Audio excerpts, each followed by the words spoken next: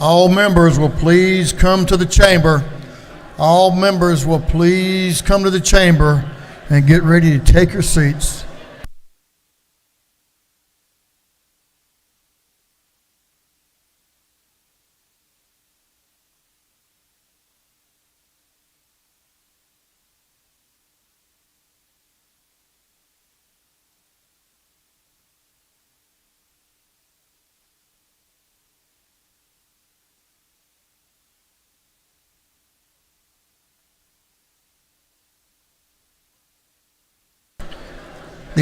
The hour of convening having arrived, all members will please take their seats.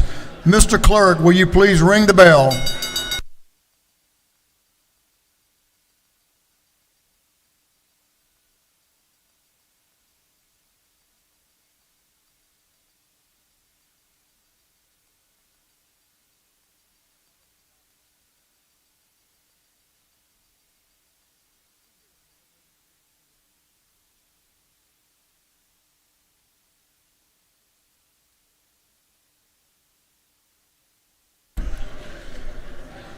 We're going to have the morning roll call.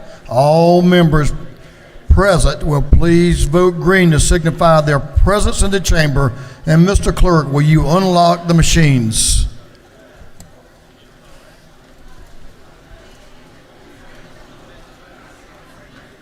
You got Emery, Carey? Yes, thank you.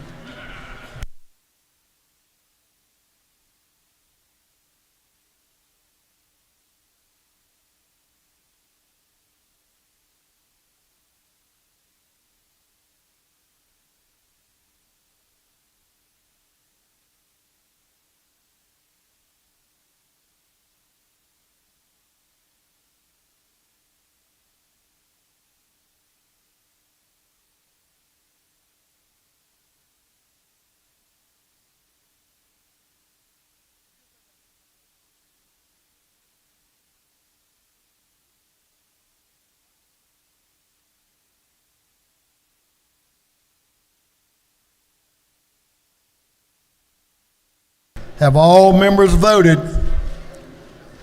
All members voted. If so, the clerk will lock the machines. Doorkeepers, will you please close the doors and keep them closed? As is our custom, we will begin our day with scripture reading and prayer by the chaplain, after which we will pledge allegiance to the flag of our country. Our chaplain this morning will be introduced by Elaine's husband, the gentleman from the 31st House District, Representative Emery Donahue. Representative Donahue.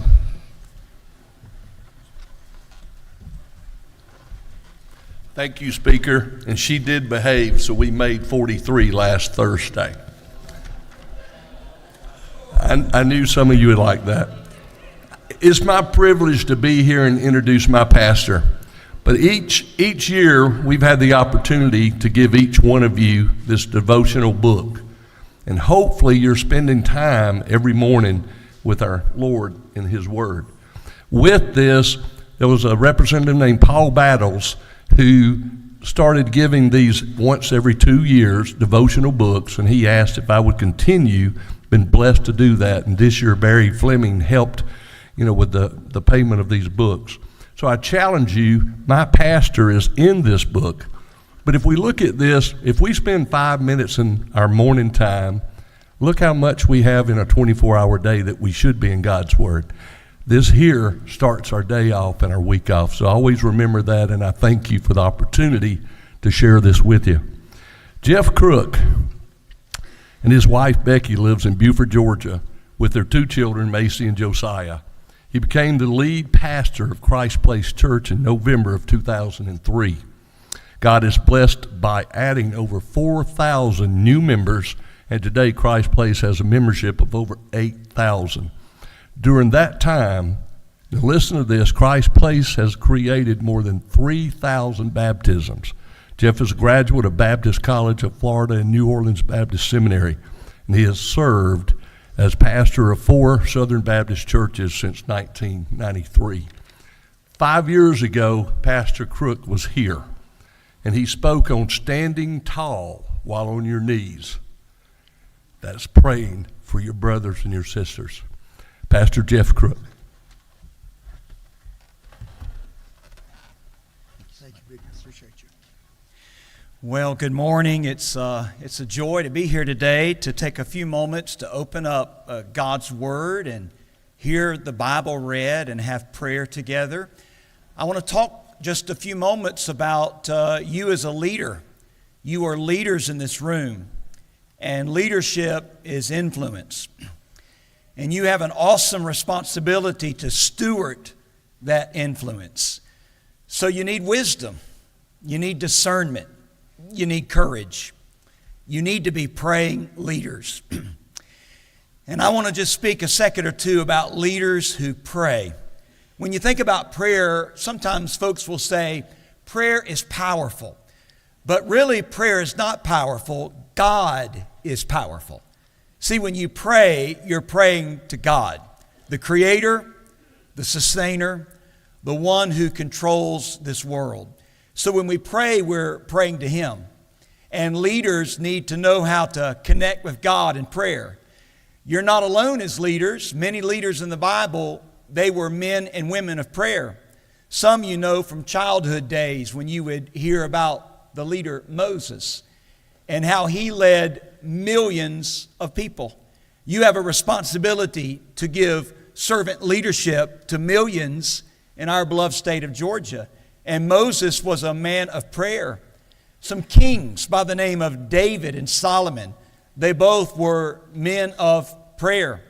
Solomon, in fact, would often ask God for wisdom.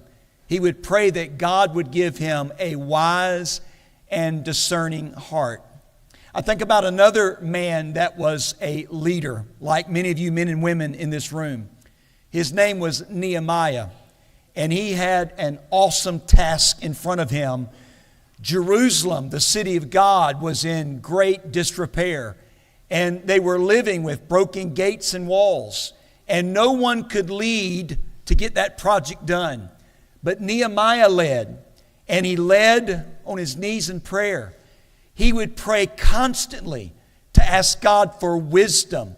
And a project that could never be done for years and years was completed in just over 50 days because of the favor of God that was on the prayers of Nehemiah. Leaders in the New Testament are called the apostles. They walked with Jesus for 3.5 years, and they were so impressed with the leadership of Jesus. One time they said, "Jesus, would you teach us to pray?" And when they asked Jesus to teach them to pray, this is what Jesus said to those leaders. This is how you pray. "Our Father in heaven, hallowed be your name. Your kingdom come, your will be done, on earth as it is in heaven. Give us this day our daily bread, and forgive us our debts as we have forgiven our debtors. And lead us not into temptation, but deliver us from evil. For yours is the kingdom and the power and the glory forever. Amen." It would surprise me if there's somebody in this room that would not know the Lord's Prayer. But you know, you could also call it the leader's prayer. I don't know what your daily practice of prayer is like, but may I give a humble suggestion to you today that you can't improve on praying the Lord's Prayer to God every day. It's the perfect balanced prayer. As you look at the lines of the Lord's Prayer, it starts with praise. Hallowed be your name. And when you pray, you're praying to God. You're not praying to the big man upstairs. Don't you say that. That's irreverent. That's disrespectful. He's not the big man upstairs. He's holy God. He's the God that created everything and created every person. And we hallow His name. We recognize His name is holy. And as you continue to pray the Lord's Prayer, notice priorities. Your kingdom come. Your will be done. You have an assignment as men and women of the house. We need to know the will of God for this beloved state. And we want to pray that we're always in God's will. So make prayer the priority of knowing God's will. Also provision. Give us this day our daily bread. It's difficult to pray that today when you can pull out a credit card to buy something. But back in Bible days, they didn't have credit cards. They lived from sunrise to sunset by the daily bread that God would put in their hands. And God is our source. And I know you men and women are very busy in your schedules and demands, and you need the power of God in your life. And learn to trust God for whatever need is back home with your spouse or your children or your grandchildren or the community that you serve. God is your source. Pray for personal relationships. When we get this right, everything gets right. He said, forgive us our debts as we forgive our debtors. Don't let bitterness creep into your life. Don't allow sideways energy in this house. We get sideways with one another with grudges and ugly bitterness that will destroy us. And we can never move forward when we're not united. So a good part of this prayer is learning to forgive other people. He says, pray for protection. Lead us not into temptation. You have a great role as a leader. You want to finish strong.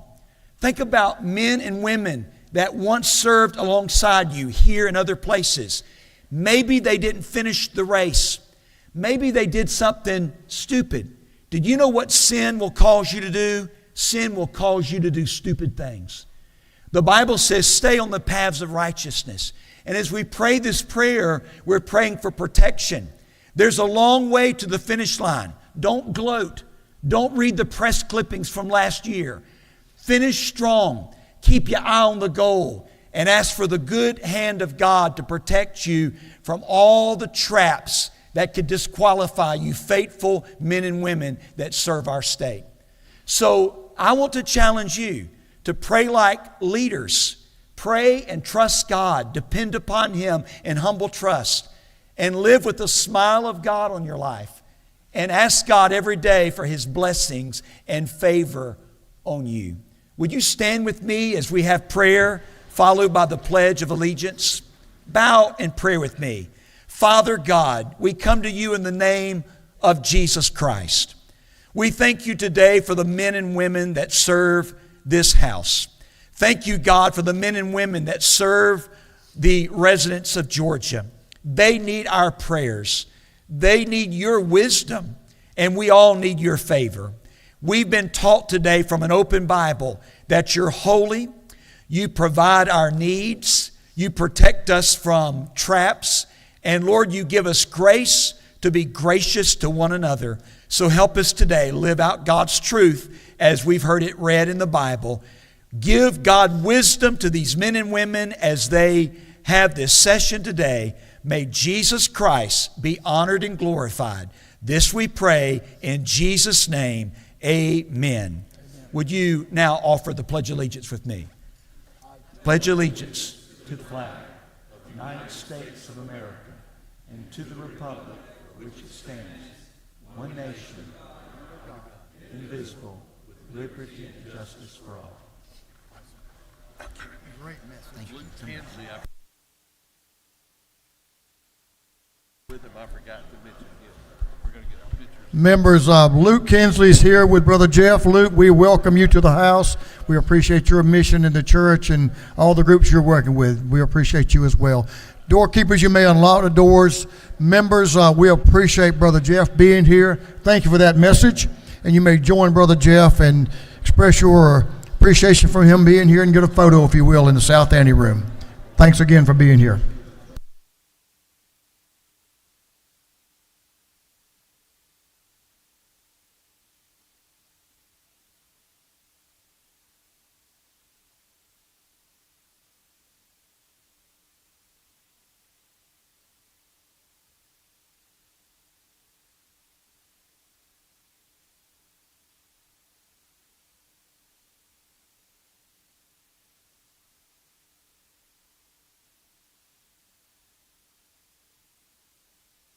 Members, our doctor of the day was invited to serve us today by Representative Lee Hawkins. Thank you, Representative Hawkins. Dr. Catherine West will be taking care of our needs today. Dr. West, we appreciate you taking your time to be here with us and taking care of the needs of the folks in this Capitol. Thank you very much.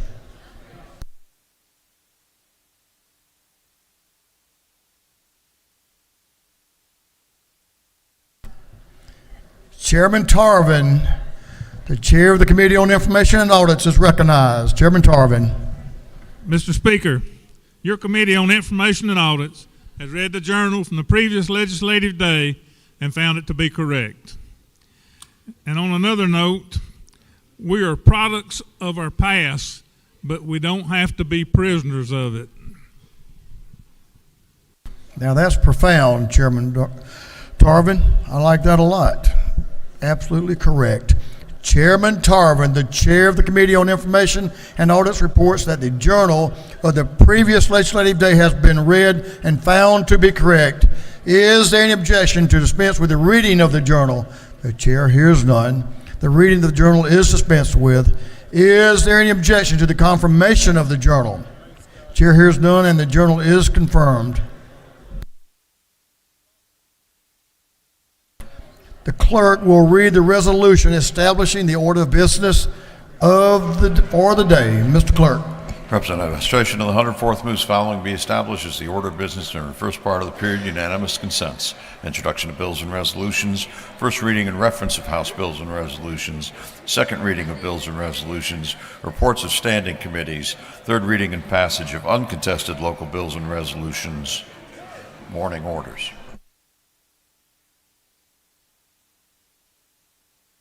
Is there any objection to the adoption of the resolution establishing the order of business for the day? Chair hears none, and the resolution is adopted.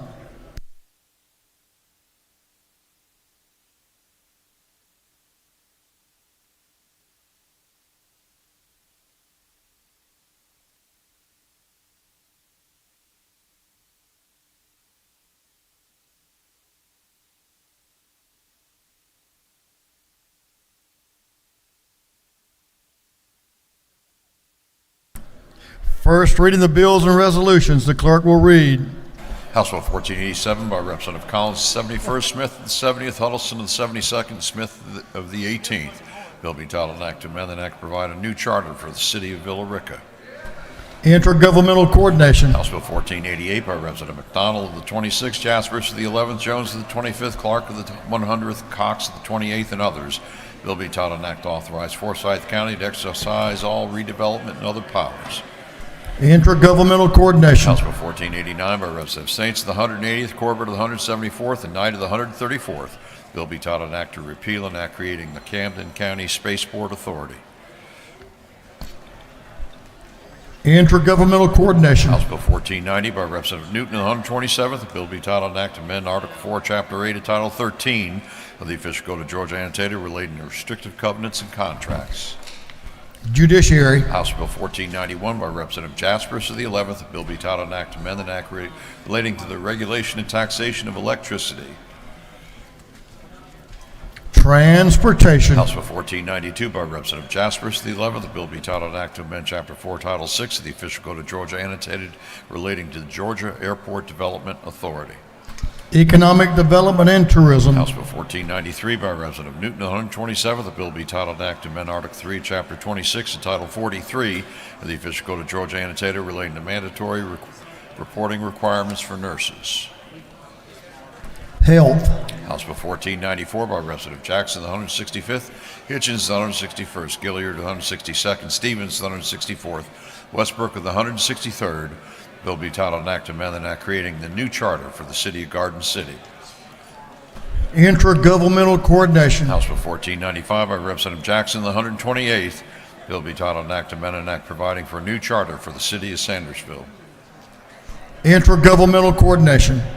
House Bill 1496 by Representative Wiedauer of the 121st and Gaines of the 120th.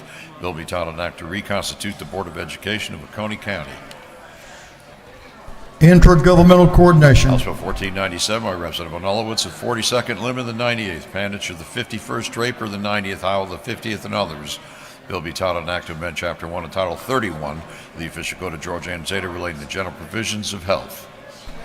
Public and Community Health. House Bill 1498 by Representative Nullo. It's the 42nd, Limb of the 98th, Panage the 51st, Iowa the 50th, Cannon the 58th. Bill be titled Act to amend Code Section 3196.1 of the Official Code of Georgia Annotated relating to disclosure of certain information.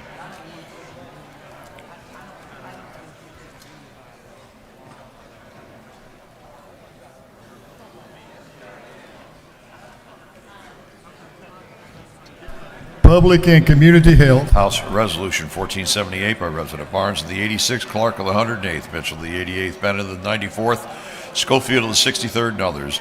A resolution recognizing every third Thursday in April as Biomedical Research Day. Health. House Resolution 1479 by Representative Petrie of the 166th, Gilliard of the 162nd, Stevens of the 164th, Hitchens of the 161st. A resolution advocating for the permanent protection of the site of the Weeping Time in Savannah, Georgia. Special rules. House Resolution 1498 by Representative Rose, the 124th, a resolution creating the House Study Committee on Private Water Systems.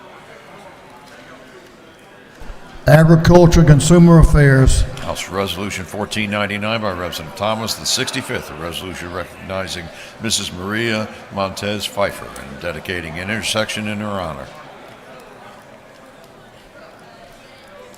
Transportation. House Resolution 1500 by Representative Thomas, the 65th, Glaze of the 67th, Roberts the 52nd, resolution honoring the life of Lieutenant Michael Stephen Vogt and dedicating a road in his memory. Transportation. House Resolution 1501 by Representative Thomas, the 65th, Bruce the 61st, Alexander the 66th, and New the 64th. A resolution recognizing Mr. Corey Brother Condry and dedicating a roundabout in his honor.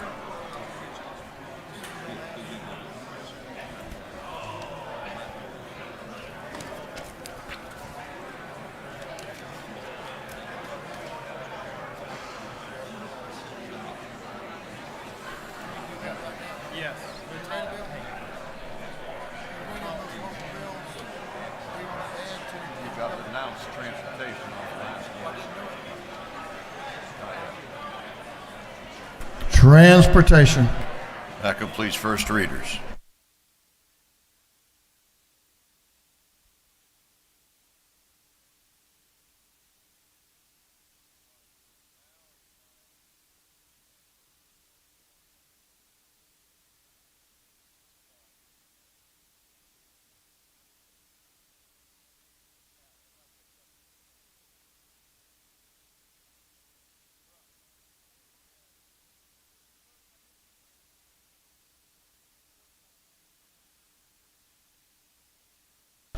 Second reading of bills and resolutions. The clerk will read.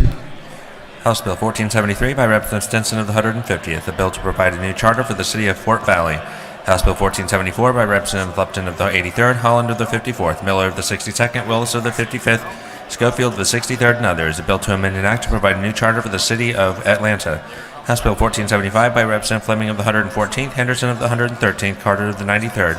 A bill to amend an act to provide a new charter for the city of Covington. House Bill 1476 by Representative McDonald of the 26th, Cox of the 28th, Clark of the 100th, Jaspers of the 11th, Jones of the 25th, and others.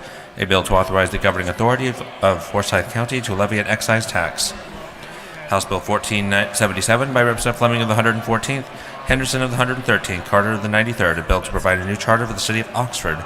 House Bill 1478 by Representative Blackman of the 146th, Beverly of the 143rd, Williams of the 148th, Dickey of the 145th, Hatchett of the 155th, and others. A bill to create the Mid-State Energy Authority as an institution performing an essential governmental function. House Bill 1479 by Representative Burchett of the 176th, Corbett of the 174th. A bill to authorize the assessment and collection of a technology fee by the Probate Court of Ware County. House Bill 1480 by Representative Silcox of the 53rd, Jones of the 47th, Thomas of the 65th, Miller of the 62nd, Willis of the 55th, and others. A bill to amend an act providing for the number of members and for the election of members of the Board of Education of Fulton County. House Bill 1481 by Representative Cannon of the 58th, Schofield of the 63rd, Holland of the 54th, Evans of the 57th, Evans of the 89th, and others. A bill to provide a homestead exemption from City of Atlanta Independent School District ad valorem taxes. House Bill 1482 by Representative Stevens of the 164th, Gilliard of the 162nd, Hitchens of the 161st, Jackson of the 165th, Westbrook of the 163rd. A bill to repeal an act to provide for the establishment of fire protection districts in Chatham County. House Bill 1484 by Representative Manilowicz of the 42nd, Williams of the 37th, Lupton of the 83rd, Cummings of the 39th, Cooper of the 45th. A bill relating to regulation of fireworks and general provisions regarding provisions applicable to counties and municipal corporations. House Bill 1485 by Representative Lupton of the 83rd, Tran of the 80th, Taylor of the 92nd, Barnes of the 86th, Bennett of the 94th, and others.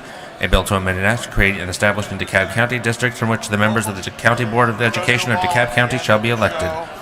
House Bill 1486 by Representative Lupton of the 83rd, Oliver of the 82nd, Tran of the 80th, Barnes of the 86th, Draper of the 90th, and others.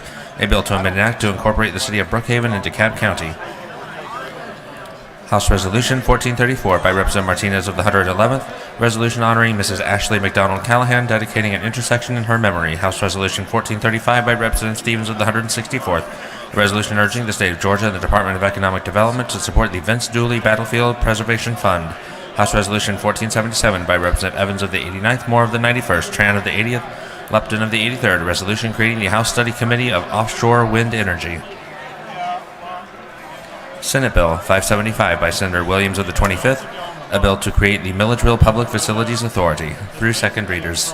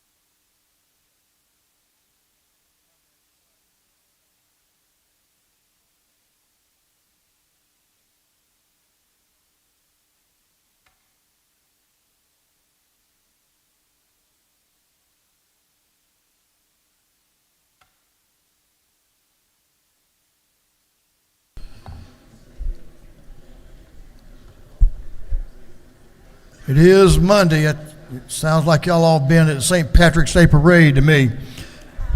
What a great time. The 200th St. Patrick's Day Parade. There were a lot of Irishmen in Savannah. I think y'all celebrated with them. Maybe yesterday was St. Patrick's Day. Members, we can have your attention. The clerk has a little bit of business he would like to report to you.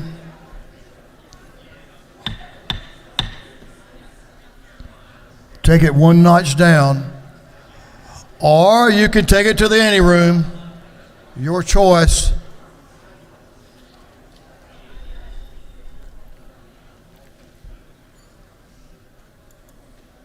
Reports of standing committees the clerk will read. Mr. Clerk. Representative Beth Camp of the 135th District, Chairman of the Committee on Intergovernmental Coordination Local, submitted the following report. Mr. Speaker, your Committee on Intergovernmental Coordination Local has had under its consideration the following bills of the House and Senate, has instructed me to report the same back to the House with the following recommendations. House Bill 1425 do pass. House Bill 1443 do pass. House Bill 1465 do pass. House Bill 1466 do pass. House Bill 1467 do pass. House Bill 1468 do pass. House Bill 1469 do pass. House Bill 1470 do pass. House Bill 1471 do pass. House Bill 1472 do pass. House Bill 1483 do pass. Senate Bill 562 do pass. Respectfully submitted, Representative Beth Camp of the 135th District, Chairman. Representative Stephen Saints of the 180th District, Chairman of the Committee on Special Rules, submitted the following report. Mr. Speaker, the Committee on Special Rules has had under its consideration the following bill. The Senate has instructed me to report same back to the House with the following recommendations. Senate Bill 69 do pass. Respectfully submitted, Representative Stephen Saints of the 180th District, Chairman. Representative Shaw Blackman of the 146th District, Chairman of the Committee on Ways and Means, submitted the following report. Mr. Speaker, your Committee on Ways and Means has had under its consideration the following bills. The Senate has instructed me to report the same back to the House with the following recommendations. Senate Bill 340 do pass by committee substitute. Senate Bill 349 do pass by committee substitute. Respectfully submitted, Representative Shaw Blackman of the 146th District, Chairman.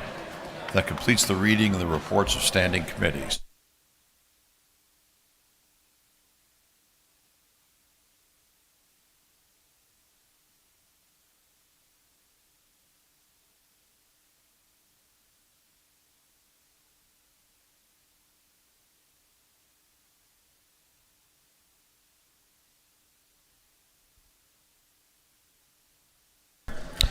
Third reading and passage of uncontested local bills is, if there is no objection, we will vote on the local calendar as a whole with a recorded vote. Hearing none is so ordered. Mr. Clerk, will you read the local calendar? House Bill 1425 by Representative Gilliard of the 162nd Chatham County. House Bill 1443 by Representative Holland of the 54th City of Atlanta. House Bill 1465 by Representative Reeves of the 99th City of Duluth. House Bill 1466 by Representative Gullett of the 19th Paulding County. House Bill 1467 by Representative Hawkins of the 27th City of Gain, City of Gillsville. House Bill 1468 by Representative Saints of the 180th Camden County. House Bill 1469 by Representative Gamble of the 15th City of Emerson. House Bill 1470 by Representative Mathiak of the 74th Fayette County. House Bill 1471 by Representative Ballinger of the 23rd Cherokee County. House Bill 1472 by Representative Gamble of the 15th Bartow County. House Bill 1483 by Representative Leverett of the 123rd City of Washington. Senate Bill 562 by Senator Jackson of the 41st City of Pine Lake.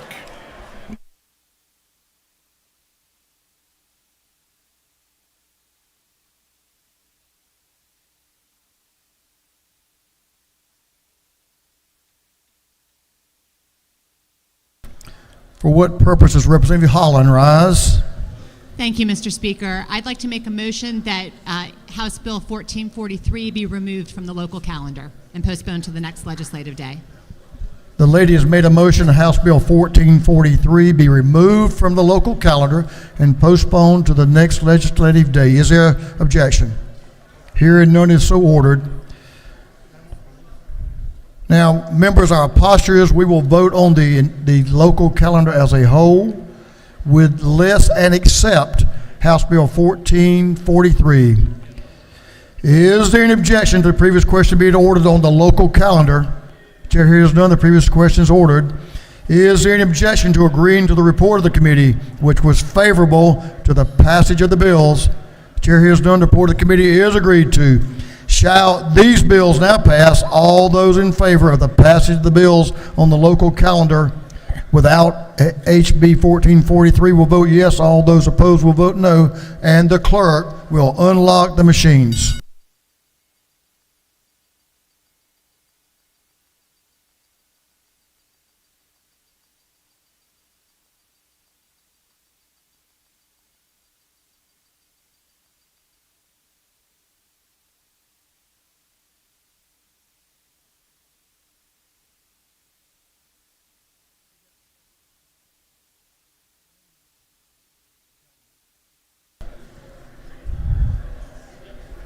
Have all members voted? If so, the clerk will lock the machines. On the passage of the local calendar, less than accept HB 1443, the yeas are 161, the nays are 1. These bills, having received the requisite constitutional majority, are therefore passed.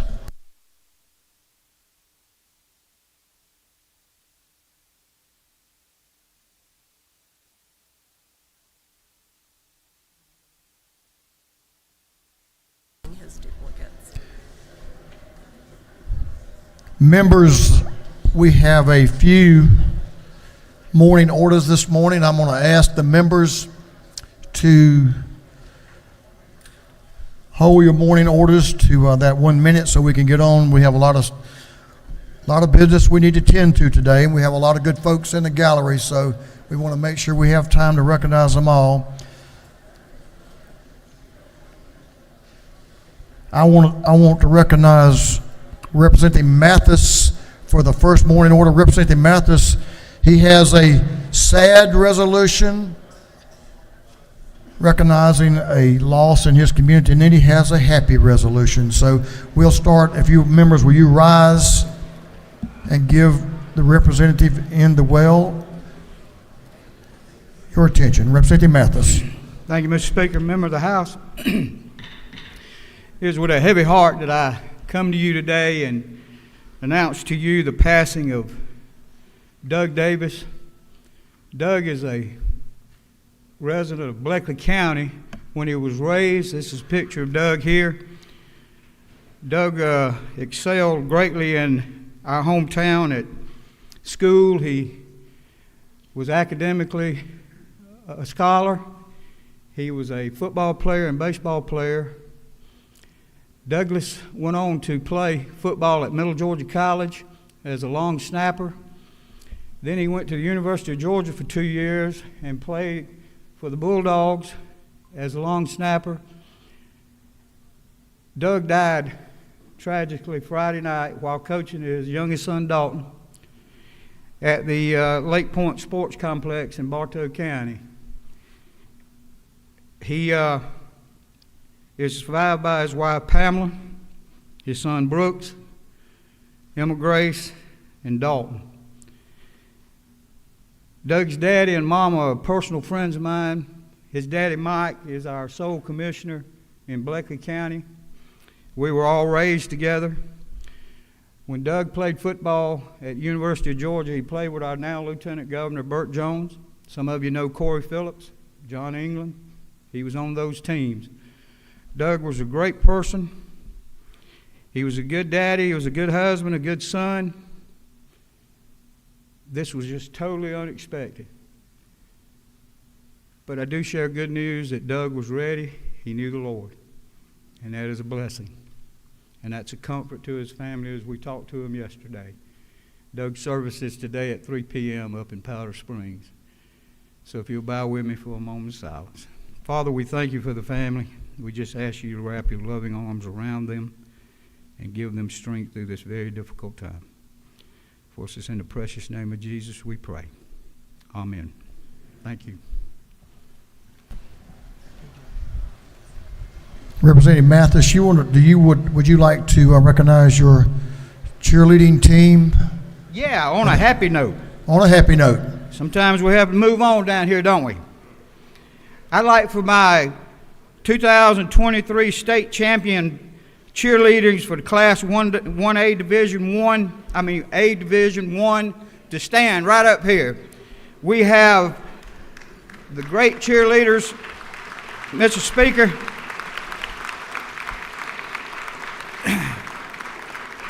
Under the direction of Miss Heather Davis, this program has earned the opportunity to compete as a state finalist every year for at least the past decade, which means they have consistently been one of the top 16 teams in the state of Georgia. Since 2018, the program has finished as one of the top 4 teams in the state. This program has also been blessed with 2 state champions in just 3 seasons. They were crowned 2021 state champions and are currently the 2023 reigning state champions in A Division 1. And this team has truly put their season in God's hand and wholeheartedly trusted Him through all the adversity they faced. The Bleckley County Cheer Program, again, as I said, is Heather Davis. We also have her husband, Coach Brad Davis, up there. We have our superintendent, Trey Bellflower, who is Adam Bellflower's daddy, and we also have Dr. Brad Knox, which is our principal from there. I'd love for you to join me in giving them a big welcome and a good round of applause. Thank you so much. And thank you, Mr. Speaker. Good to have y'all. Thank you, Representative Mathis. What a great program y'all have going. Nice medals. I see y'all have y'all's state championship medals on. Congratulations. Do it again next year. Representative Johnny Chastain is recognized for a morning order. Now we're going to put you on a minute. Thank you, Mr. Speaker. It's my honor today to recognize the 8U Girls Fannin County Basketball State Champions. Y'all stand up. They're a very hard-working group. They play as a team. And my oldest daughter, Kristen's up there. She's the head coach. Kristen, stand up. Stand up. My wife's up there, Stacy, and my other granddaughter, Chloe. Welcome to the Capitol. We're glad that Chastain's in charge up there. Congratulations, young ladies. Good to have y'all. Representative Marion and Representative Martinez, if you'll join him in the well for a morning order. Representative Pedro Martinez, excuse me, I put y'all together, didn't I? That would be a dynamic duo. Morning, yes. So today I rise to acknowledge some people that have made an impact in the Latino community in the residential and commercial real estate. We have the people from Rue Hill, Hilda Abbott, Albert Soto, and Alex Raul Rivera, and also Oscar Cordon from Cordon Electric. So again, people that have making an impact in our community, in our business community. Please rise and welcome. They are attached to the wall. So thank you very much for being here. Thank you. Thanks for being here, Representative Pedro Martinez. No, that's not right. Pedro Marin and Ray Martinez. I got y'all. I knew you were. Representative Rhonda Taylor and friends. Representative Taylor. Thank you and good morning, Mr. Speaker. Good morning, colleagues. I am here in honor of National Women's History Month to honor someone that is a community person. She is here with us in the gallery. And in honor of Women's History Month, I want to recognize Michelle Hodges. Would you please stand? She is also known as Miss Wall Street. She is a comedian with a unique flavor and flair. She has performed with such people as Jeff Foxworthy, Palmer Williams of Tyler Perry, House of Pain. She's been with Trina Braxton and the famed Braxton family. She has been on Fox News. She's been all over. And she's also known as, in her profession as a real estate broker. And she's created Dons and Divas, which helps men and women realize their dreams of home ownership by teaching them about credit, building, and investment. Colleagues, would you help me welcome Ms. Wall Street to the Capitol? She will be down in the ante room for pictures. Thank you, Mr. Speaker. Good to have you, Miss Wall Street. Come on down to the third floor and they'll get some photos with you. You can make some of them famous. Representative Lupton. Representative Karen Lupton.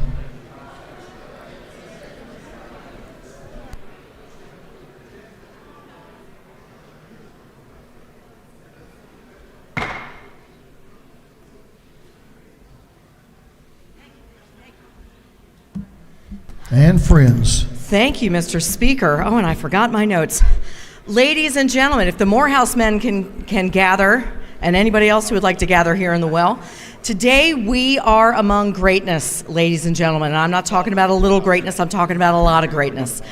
We're talking about a Morehouse man who became dominant in the track and field arena at a time when Morehouse didn't even have a track to call its own.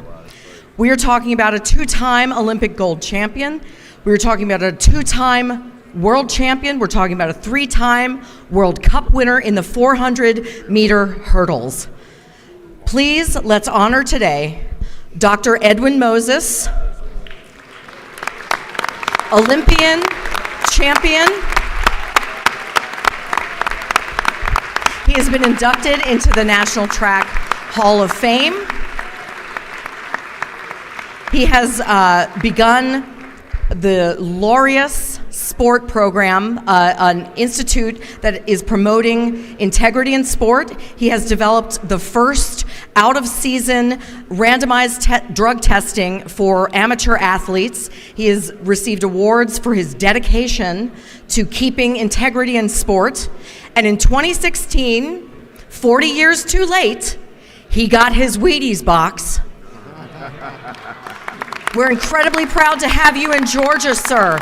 He will be available in the anteroom for pictures. Get your autographs while you can. Thank you so much, Mr. Speaker. I yield the well. Dr. Moses, you look like you're still fast, are you? Good. Great to have you. Thanks for being here. Thanks for your contributions, and thanks for the work you're carrying on now. Members, you may join Dr. Moses in the anteroom for a photo. Thanks. Chairman Chokus. Chairman Chokus, recognized for a morning order. Morning order. And friends, yes, and friends. Good. You need to choose your friends wisely. Just a few. Thank you, Mr. Speaker. Yeah, they're up there. It's my pleasure to recognize the Chattahoochee-Flint RISA Student Advisory Board and RISA Director Richard McCorkle. These students are active and engaged in their respective schools and provide excellent feedback to the RISA board. The RISA, Chattahoochee-Flint RISA consists of Chattahoochee County, Crisp County, Dooley County, Furlough Charter, Macon County, Marion County, Muskogee County, Quitman County, Randolph County, Soweta STEM Charter, Stewart, Sumter, Talbot, Taylor, and Webster. Most of the state. Anyway, thank you very much for being here, student leaders. We appreciate your all's engagement and involvement. Please stand so we can recognize you.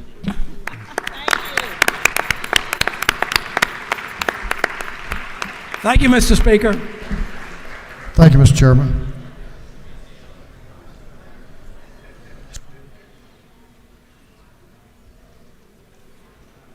Representative Gaines, recognized for a morning order.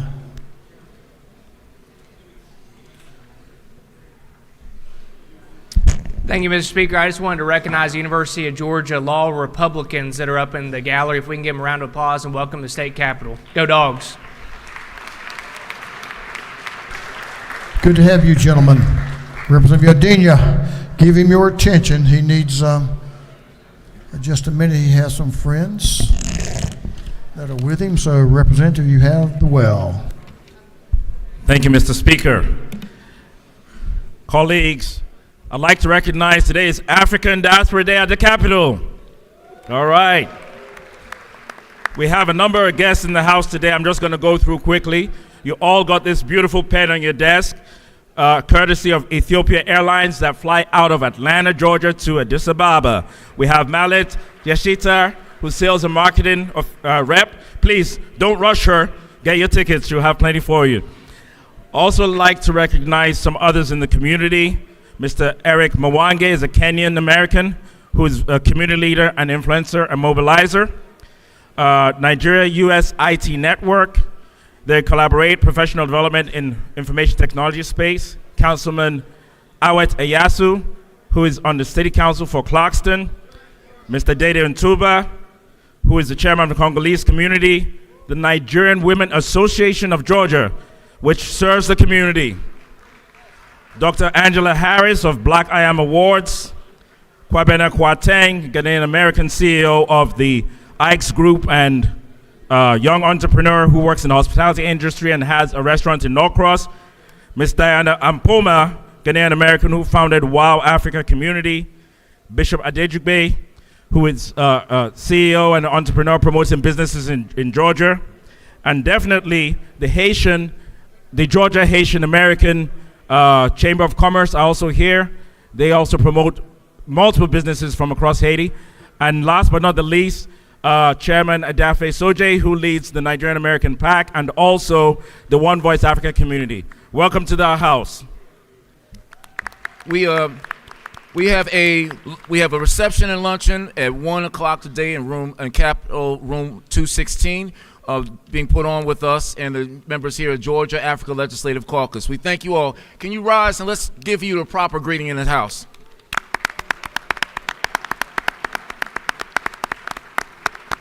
Thank you. You yield the will.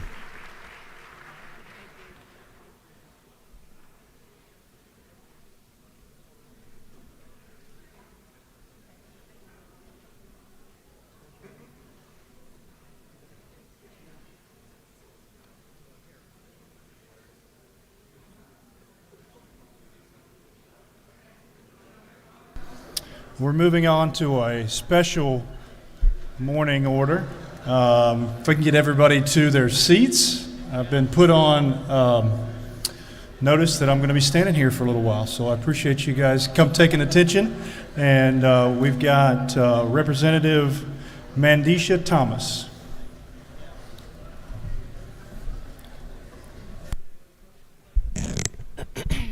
Thank you, Mr. Speaker.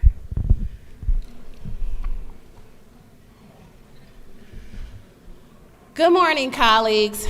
I rise today to give my farewell to Georgia General Assembly, as this is my last session and term. If I had to entitle this speech story, it would be, "What did the Lord say?" It's been 3 years, 2 months, and 19 days. Although I came into this elected position with a lot of knowledge, I'm leaving with a lot more than what I came with. I want to say thank you to the Minority Leader, James Beverly, the Chair of the Caucus, Billy Mitchell, and the Whips, Sam Park and Sandra Scott. My chambermates, Representative Lisa Campbell and Representative Shagun Adina, and my administrative assistant, Carmen Champion, as well as the majority leadership. I would also like to thank the chairman of my committees, Industry and Labor Chairman Werkheiser, Chairman of Energy, Utility and Telecommunications, Don Parson, and my beloved Agriculture and Consumer Affairs Chair, Robert Dickey. It took a lot to get to this seat. In 2017, the Lord gave me clearance to run for city council in the new city of South Fulton. There were 12 people vying for the same council seat, and before the election, the Lord told me that I would not win. And I said, just let me make it to the runoff. And he did. And after I didn't win the council seat, 3 months later, I heard the Lord say, run for state. And a former representative of this body said, Mandisha, if you want to run for state, you should have started a year ago if you want to win against a long-term incumbent. So I asked the Lord if this was true, and he said, you did start a year ago. That's why I had you run for city council. He said, all of your city council district is in your state seat, and it will be the crust of your district. So on election night, I was in the bathroom, putting on my makeup, getting ready to go to the watch night party, and the Lord said again, you didn't win. And I said, not again, as I fell to the floor. Because I'm tall, my head didn't hit the back of the tub, and I fell. I sat there for a second as I shed a quick tear, then I got up and continued to put on my makeup. Later, an old college friend came to pick me up, and I said, let's stop by Biddy's, my mother's house, because I had been running around from polling site to polling site, and I hadn't seen her all day. She was standing in the doorway, and it was dark, and she said, are you on your way to the party? And I said, yes. She said, I'm going to try to stay up and watch the numbers roll in. I didn't have the heart to tell her that she could just go to bed because I wasn't going to win the race. The numbers came out, and sure enough, I did not win. After the race, I immediately went to help Stacey Abrams for governor from June to November. And then I finally asked the question, Lord, what happened? You told me to run for city council, you told me to run for state, and I didn't get either one. I asked the question again, why didn't I win? And the Lord never answered why, but he did say, just stick with the food deserts, Mandisha. And at that time in 2019, I was doing all this environmental work. I created the Environmental Justice and Education Awareness Symposium. There was a partnership with Representative Bazemore, Roger Bruce, Kim Schofield, Debbie Buckner, and I believe Derek Jackson was there too, along with Congressman Hank Johnson. In January 2020, the Lord said, you're going to win state representative if you decide to run, but the choice is yours. It was a little hard for me, but on January 13, 2020, I said, I'm running. I asked the Lord how to win a race against a 30-year incumbent, and he said, how many people voted in your race last time? And I said, about 5,000. And he said, call them all personally. I gave myself 4 weeks to do it as a birthday present to myself from January 13th to February 11th. All of this was hurting. My phalanges, my arm, my shoulder, my back arm, the pain shrugged up through my back. And my fingers were numb. My thumb, my right thumb, my left thumb was numb because I had called all these people and asked them to vote for me. When I finished calling the people, I began canvassing. I knocked on the doors, but guess what? COVID-19 hit, and I was still out knocking on doors. I remembered I started with the city of Palmetto, then on to Union City, then on to Fairburn, and I had to stop. I got to the door in Fairburn, and a voter said, why are you out here? At that time, I knew that it was time to come back in, and I was hurt because I love campaigning. I had to stop and give myself a milkshake at Steak and Shake to console myself.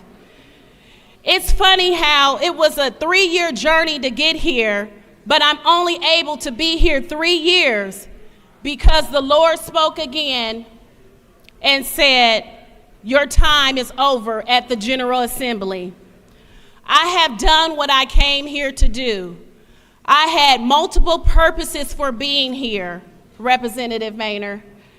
But the first thing is always going to be ministry. Ministry will always be the number one reason that I'm in a space. However, my purpose for being here was because of agriculture. I was specifically here, Chairman Dickey, to build farmers in South Fulton, to activate and engage people in agriculture. And it was so specific that I became known as the political farmer. And I traveled back and forth across Georgia, South Georgia and Middle Georgia, learning growing techniques, hearing from farmers, and understanding the resources they needed. Many times, I was the only Democrat there. It's not that I can't go further in agriculture here under the Gold Dome. It's not that agriculture is ending for me. It's just that I'm poised for a higher plane. I will continue to push ag, but push ag in multiple ways. Ag is not just soil and produce. Ag can reduce crime, heal bodies from chronic diseases. Ag can change the quality of life and can combat literacy in our education. And ag can create generational wealth. The Ag Commissioner always says agriculture is national security. And then I would always come back and say, there is no culture without agriculture.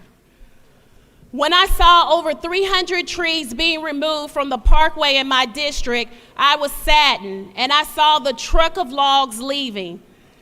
I was because I knew that the great monetary value had just left my district. That was ag, Big Papi. Everything I did here was related to ag. I pushed heart disease prevention with the Heart of the Matter Summit that I created with the Department of Public Health. As a freshman, Chairman Terry England allotted me a state appropriation to bring the Georgia Young Farmer Association program to South Fulton. I put on an agricultural Christmas for kids, which connected Christmas to agriculture on farms with Santa and livestock. I held numerous of events such as World Vegan Day, where I gave out black bean burgers and vegan cook guides. What I'm most proud of is the 30-plus pieces of legislation I sponsored and the agri-literacy camp where second, third, and fourth graders learn literacy on a farm from multiple instructors for an entire weekend.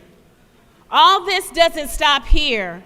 I'm advancing to a different platform to continue the work that will yield me more resources and dollars to affect the areas that's greatly needed in Georgia.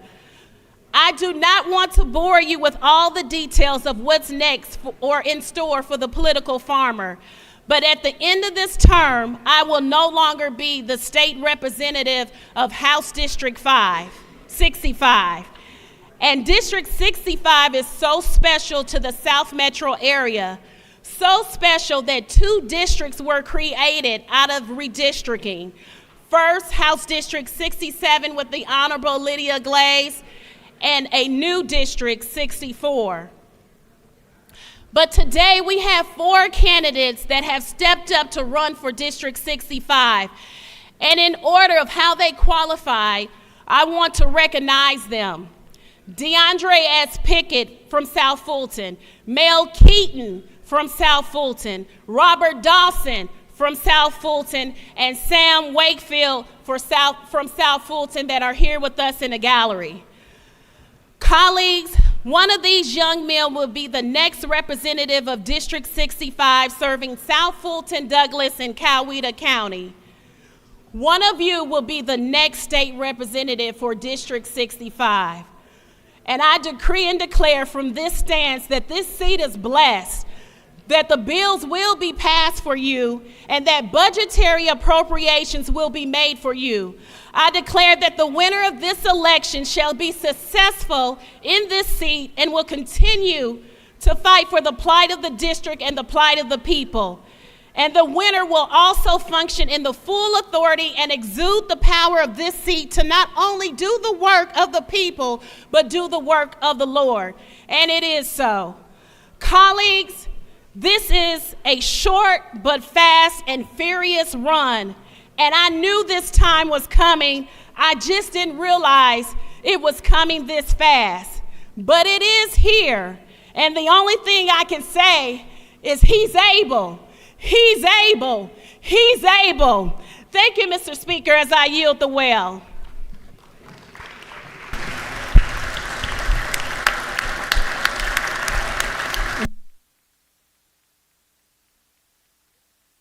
Representative Thomas, urban farmers, I think you got it, don't you? We know you had the right direction when you came here, and your service has been exemplary, and we appreciate you as a person, your faith, and your belief in agriculture, Mr. Chairman. Changes people's lives. It changed ours, isn't it? Thank you for what you've done. We appreciate you and wish you the best.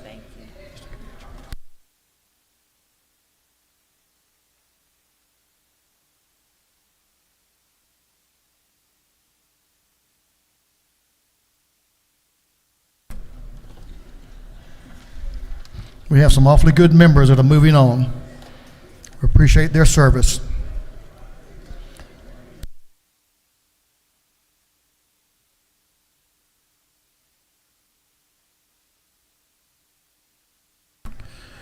We'll move on to the rules calendar, members. Moving on to the rules calendar.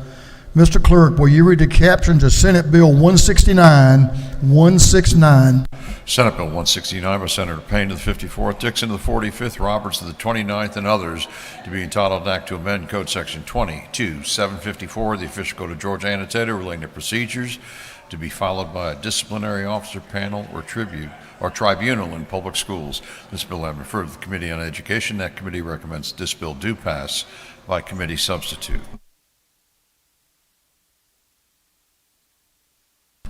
Representative Cox is recognized to present SB 169. Representative Cox, thank you. Thank you, Mr. Speaker. SB 169 is amending the current law that exists in the public schools where hearing dates for students that are being disciplined, that we provide limits on it, that it will be no longer than 15 days. A parent can request an extension, but currently there is no time limit on these said extensions. It also requires schools to provide instructional materials to the students that are waiting for these disciplinary process to also end. I yield for questions. Gentleman has no questions. I yield the well. Gentleman has yielded the well. Is there any objection to the previous question being ordered? I beg your pardon. We do have a speaker in favor. Representative Undina.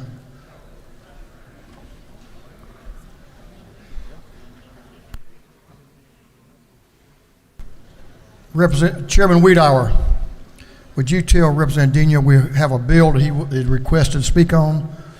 I think I see him in the South Annie room. He waves. Okay, we'll move on then. Is there any objection to the previous question being ordered? The chair hears none. The previous question is ordered. Is there any objection to adopting the committee substitute? The chair hears none. The committee substitute is adopted. Is there any objection to agreeing to the report of the committee which was favorable to the passage of the bill? The chair hears none. The report of the committee is agreed to. Shall this bill now pass? All in favor of the passage of the bill will vote yes. All those opposed will vote no. And Mr. Clerk, will you unlock the machine?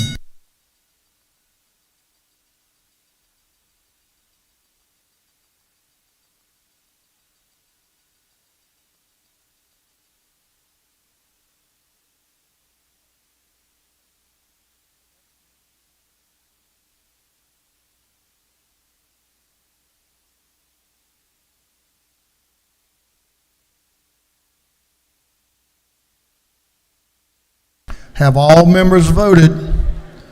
All members voted. If so, the clerk will lock the machine on the passage of Senate Bill 169. The yeas are 167. The nay is 1. The bill, having received the requisite constitutional majority, is therefore passed. Members, we have a former member of the House, former Representative Ken Poston. Let's make him feel welcome.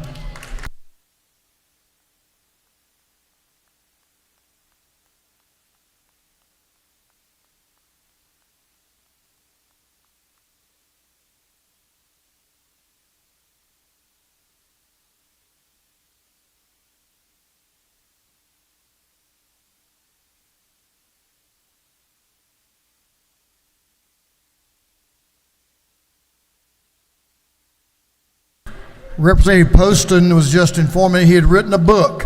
After he's up in Ringgold, he'd written a book after he left this body, The Zenith Man. So we're going to give you a card. You can take a look at it. You may be interested in reading former Representative Poston's book.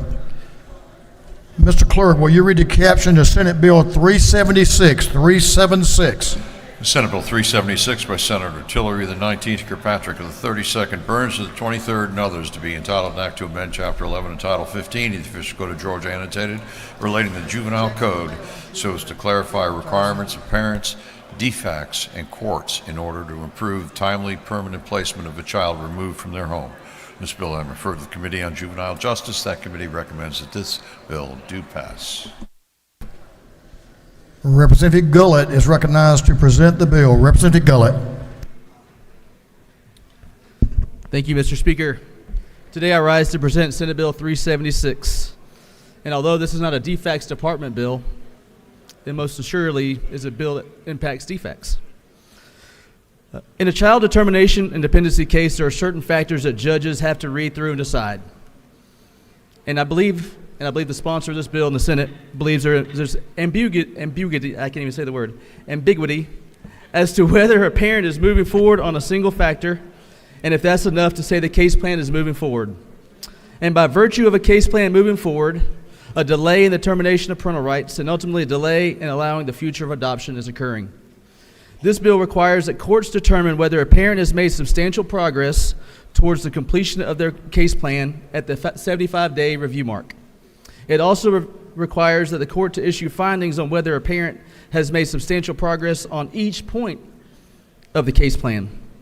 It's our goal, and I'm sure your goal here as members in this House, to help provide permanency to the roughly 10,000 children waiting for permanent homes here in DFACS, and that's exactly what this bill does. Mr. Speaker, I'm happy to answer any questions. You have no questions. Thank you. Ask for your favorable consideration. The gentleman has yielded the well. Is any objection to the previous question being ordered? The chair hears none. The previous question is ordered. Is there any objection to agreeing to the report of the committee which was favorable to the passage of the bill? The chair hears none. The report of the committee is agreed to. Shall this bill now pass? All in favor of the passage of the bill will vote yes. All those opposed will vote no, and the clerk will unlock the machine.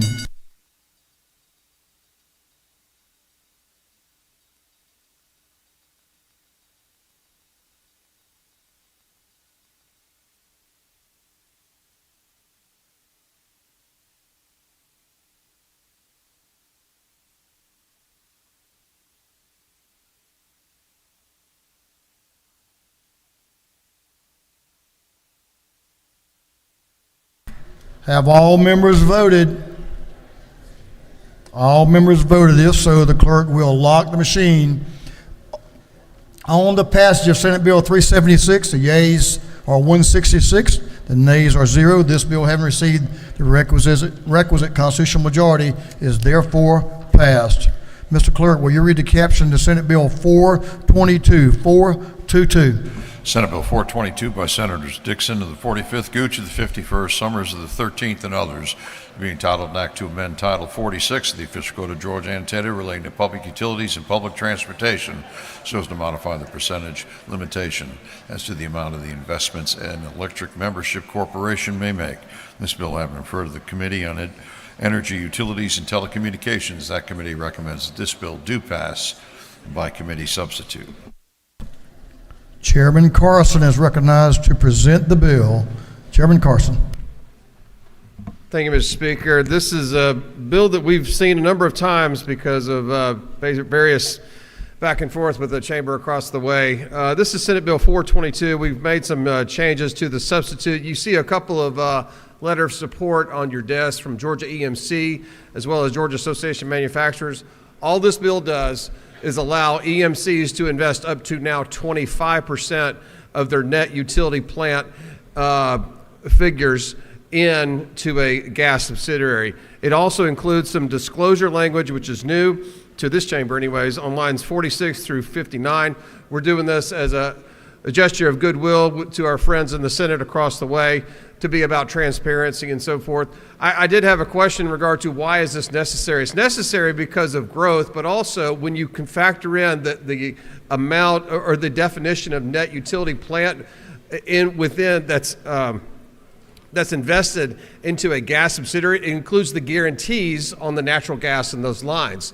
As you know, natural gas commodity prices have been going up very considerably the past few years. So what this does is allow EMCs that fall within this to be allowed to grow, but also responsibly and under compliance with the statute. That's all it does, Mr. Speaker. Go up to 25%, and I'm happy to take a question, but if not, if there's no questions, I will yield the will. Gentleman has no questions. Thank you, Mr. Speaker. I ask for the body's favorable consideration. Is there any objection to the previous question being ordered? The chair hears none. The previous question is ordered. Is there any objection to adopting the committee's substitute?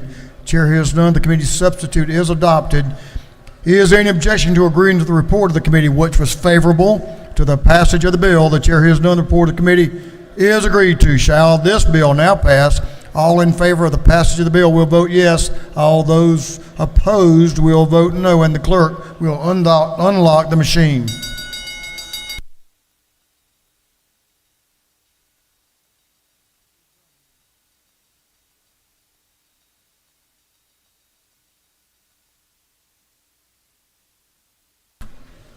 Have all members voted?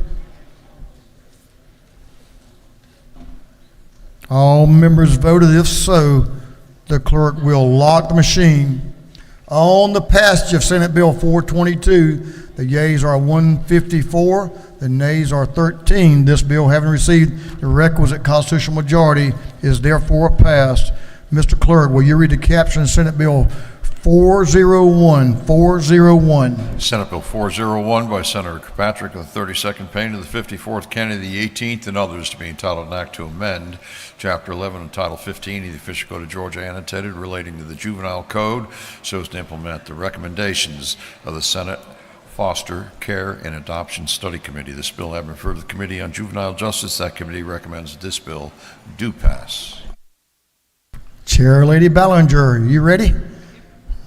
Chair Lady Ballinger will present the bill, Senate Bill 401. Thank you, Mr. Speaker. Senate Bill 401 is a very simple bill. It comes out of the Senate study committee that they had over the interim between the past session and this most current session. They recognize the need for more data to better understand what exactly is going on in our juvenile court system. So this just basically allows for our juvenile courts to enter certain information into JDAX. It specifies what specific information will be entered into the system, where that information will be sent, the report that will be generated and sent to the House, Chair of Juvenile Justice, and the Senate Children and Families Committee, supported by the juvenile court judges and the Administrative Office of the Courts. Mr. Speaker, I'll be happy to yield for any questions. Lady has no questions. Thank you. I urge your favorable consideration for Senate Bill 401. I yield the well. Ladies, yielded the will. Representative Hutchinson is recognized to speak to the bill. Representative Hutchinson. Thank you, Mr. Speaker. Good afternoon or morning, colleagues. Today I'm going to do what I love to do the most and talk about myself. I have a long career in this industry. It's gone on 30 years. I don't think anyone knows all the counties I've worked in, and there are too many to list, but some of them are, we go as far as Hart County. I worked in Habersham, Greene, Walton, Bibb, and every county in between. Unfortunately, I did not go much to South Georgia because I didn't get a mileage reimbursement. But what I learned in working in all of those counties, circuits, districts, even though we have the same law and we have the same policy, everyone interprets it differently.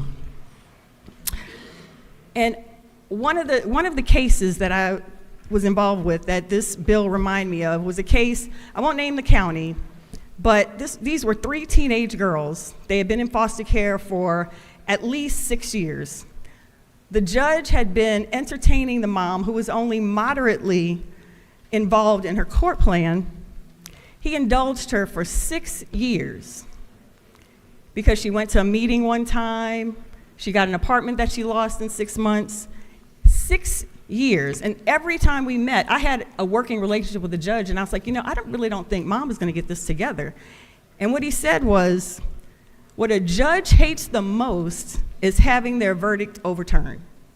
And he was gonna make sure that none of his verdicts were overturned, and that's why he took 5, 6, 7, and 8 years to make a decision. In this case, after the 5 or 6 years, this child lost her foster parent. The foster parent was going to be her adoptive parent, but she had a medical issue and she couldn't go forward with the adoption. So now we have 3 teenagers with no place to go. Rights have terminated to the parents, no place to go. That judge hurt that family more than they helped. There was another case that I remember. I did an assessment on this brand new baby, a newborn baby, and there was a woman who was there to adopt the baby. This woman, the mother, was on baby number 6. The mother's IQ was 58. And there was this one woman who kept adopting her kids. She was on baby number 6. She had 6 of this woman's kids. I said, well, how are the court hearings going? And they said, oh, we never went to court. We just have her sign the kids over. But she has an IQ of 58. She signed them, and there's nothing we can do about it. That woman should have had an attorney present. She didn't have the money for an attorney, but she should have had an attorney. She's an IQ of 58. There is no way she could legitimately sign away 6 children. But that court that court circuit allowed it. What this bill is going to do, hopefully, is identify the areas that we have a problem. There are some counties that were well known for promising foster parents that they were going to adopt kids who were in foster care. So it made the termination of parental rights super quick, too quick, in my opinion. People were losing parental rights in 6 months. We have this area that's not terminating parental rights in 6 years, and we have another area that's terminating parental rights in 6 months. So a bill like this to collect data to see where all these anomalies are coming from, after all these years, is certainly past due. We needed this yesterday. So I just wanted to let you know how important some of the bills we get, we think, this isn't really going to make a huge difference in anybody's life. This one will. So I urge you to vote yes, and we can continue to make our baby steps to help children in foster care. Thank you, Mr. Speaker. I yield the well. The lady has yielded the well. She had a question, but we'll answer that one in the sweet by and by. I think sweet by and by. Is there any objection to the previous question being ordered? The chair hears none. The previous question is ordered. Is there any objection to agreeing to the report of the committee, which was favorable to the passage of the bill? The chair hears none. The report of the committee is agreed to. Shall this bill now pass? All in favor of the passage of the bill will vote yes. All those opposed will vote no. And Mr. Clerk, will you unlock the machines?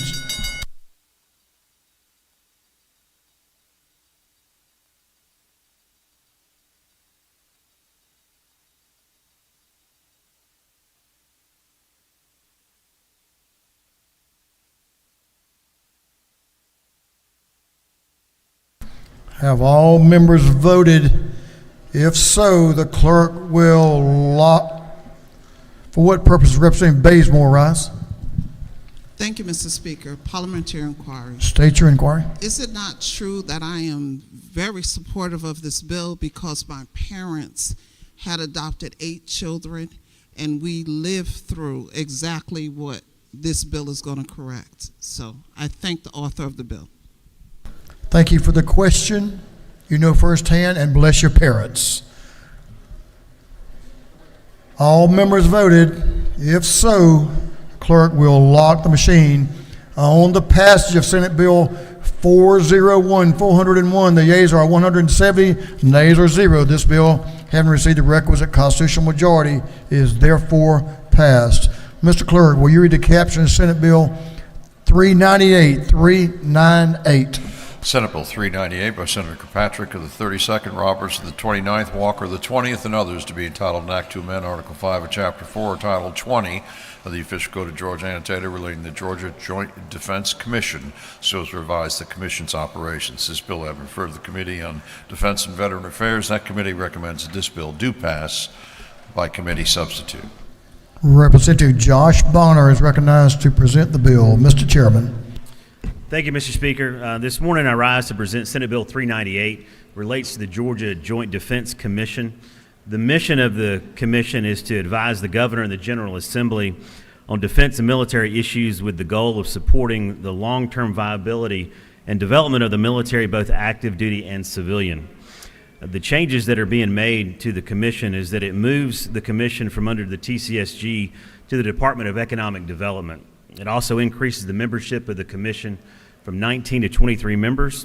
It adds the Chancellor of the University System of Georgia as a member, and then adds members appointed by the House and Senate for a total of 5 each.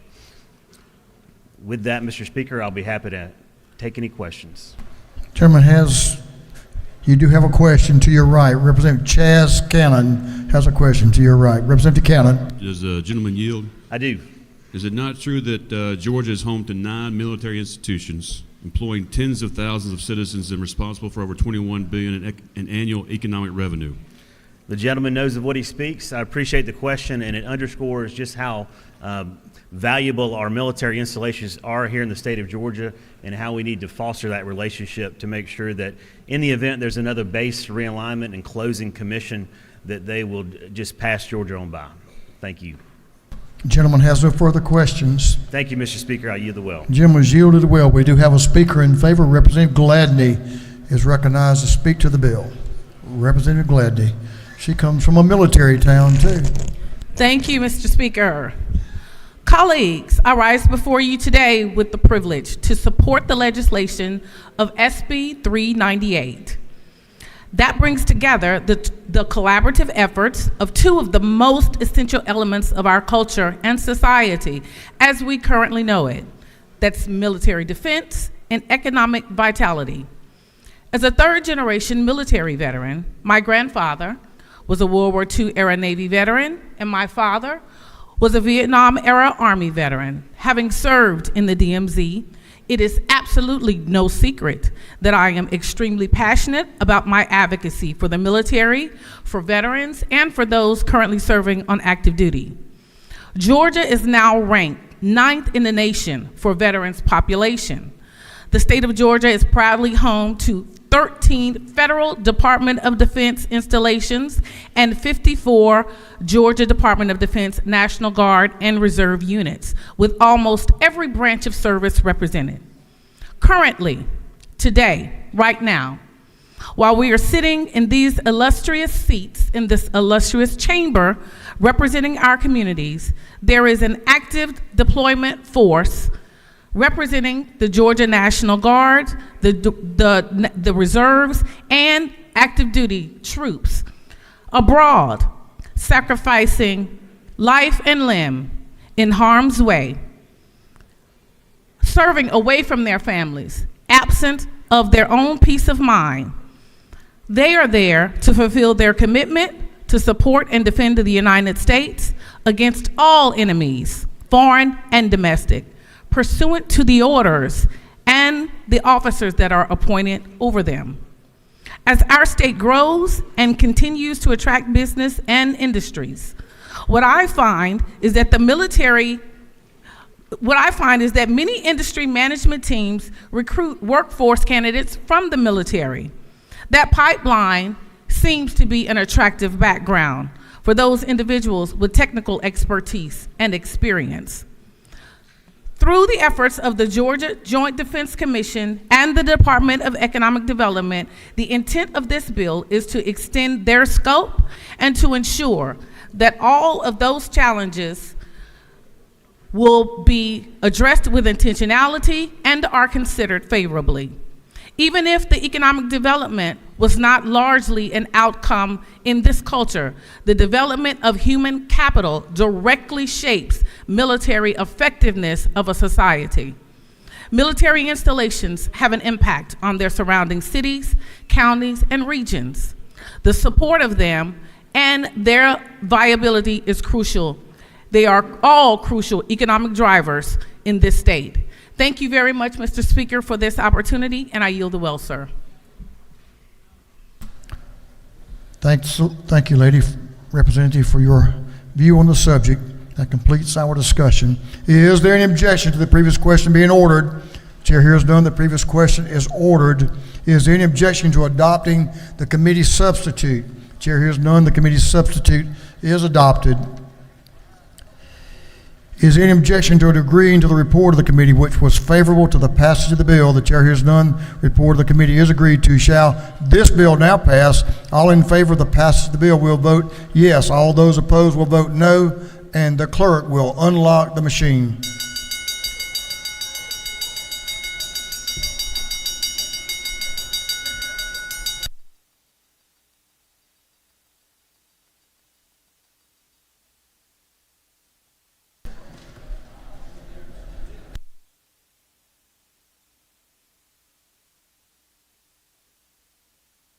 Have all members voted?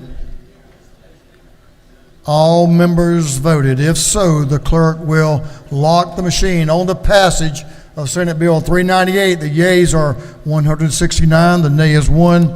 This bill, having received the requisite constitutional majority, is therefore passed. Mr. Clerk, will you read the caption of Senate Bill 426? 426.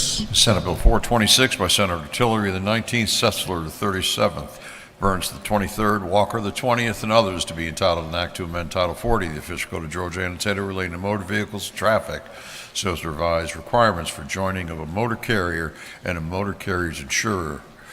to a cause of action. This bill having referred to the Committee on Judiciary, that committee recommends that this bill do pass. Will Burchett is recognized to present the bill. Representative Burchett.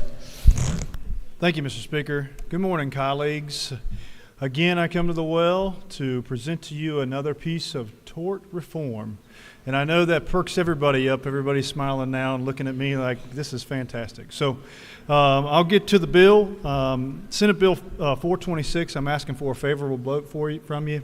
It is the direct action piece that you have heard about for so many sessions since I've been here. I know one of my colleagues from South Georgia who's not paying attention to me right now, and I won't call out. There he is. He has been harping on me for this bill for since I've been here since 2019. The Chairman of Appropriations in the Senate has brought this bill, Senate Bill 426, and what it does is it requires that in an action against a motor carrier or a driver, there is a good faith effort and reasonable effort to service both the driver and the motor carrier before ever being able to bring in the insurer. Direct action is an action suing not only the driver or the motor carrier or the insurer. So the piece that we're taking out here is the allowance for attorneys to sue an insurer without first providing for service on the motor carrier or the driver. And the argument is simply this, folks. Folks say that if we sue an insurance company, a jury is likely to award a much larger award when they see Allstate or Farm Bureau or one of these large insurance companies versus the motor carrier or the actual insured driver. That's the essence of the bill. Another piece of tort reform that we are putting before you. I ask for your favorable consideration. If you have any questions, I'll stand for questions, Mr. Speaker. You have a couple of questions. Representative Chairman Perkle to your right is a payback question, I guess. Chairman Perkle. Thank you so much. Does the gentleman yield? The gentleman yields. Thank you for finally listening to me after a good little bit of time on this bill. Is it not true that this actually is just a matter of fairness, that the insurance company should not be a named defendant in an action when all they did was write a policy? I think the gentleman knows what she speaks, and the gentleman also knows the gentleman in the well does not practice in this area, correct? This is correct. This is true. One final question, please. Does the gentleman yield for a final question? I do. Is it not true that this does not allow the insurance companies to skate by with no obligation, but it just keeps them from being a named defendant in a suit where there's only 4 states in the nation that allow what the state of Georgia has up until this time? Is that not true? The gentleman knows what he speaks. Thank you. Representative Reese to your left has a question, all the way in the back. Thank you, Mr. Speaker. Does the gentleman yield? Gentleman yields. Thank you, sir, for this bill. And I do note that this bill was came about because of a great conversation between the Georgia Trial Lawyers Association, the insurance companies, as well as the chamber. So we had 3 entities working on this bill to make it a great bill. But can you elaborate a little bit, if you will, on how it will operate so that the people in the chamber will be aware? You say not sue insurance companies immediately. So from a time perspective, considering a 2-year statute of limitation for negligence claims, exactly when and at what time can an insurance company be brought into this claim if the defendant cannot be found? So thank you for the question. If you look to the bill, it's recited on both lines 37 through 40 and on lines 14 through 18, but essentially, 20.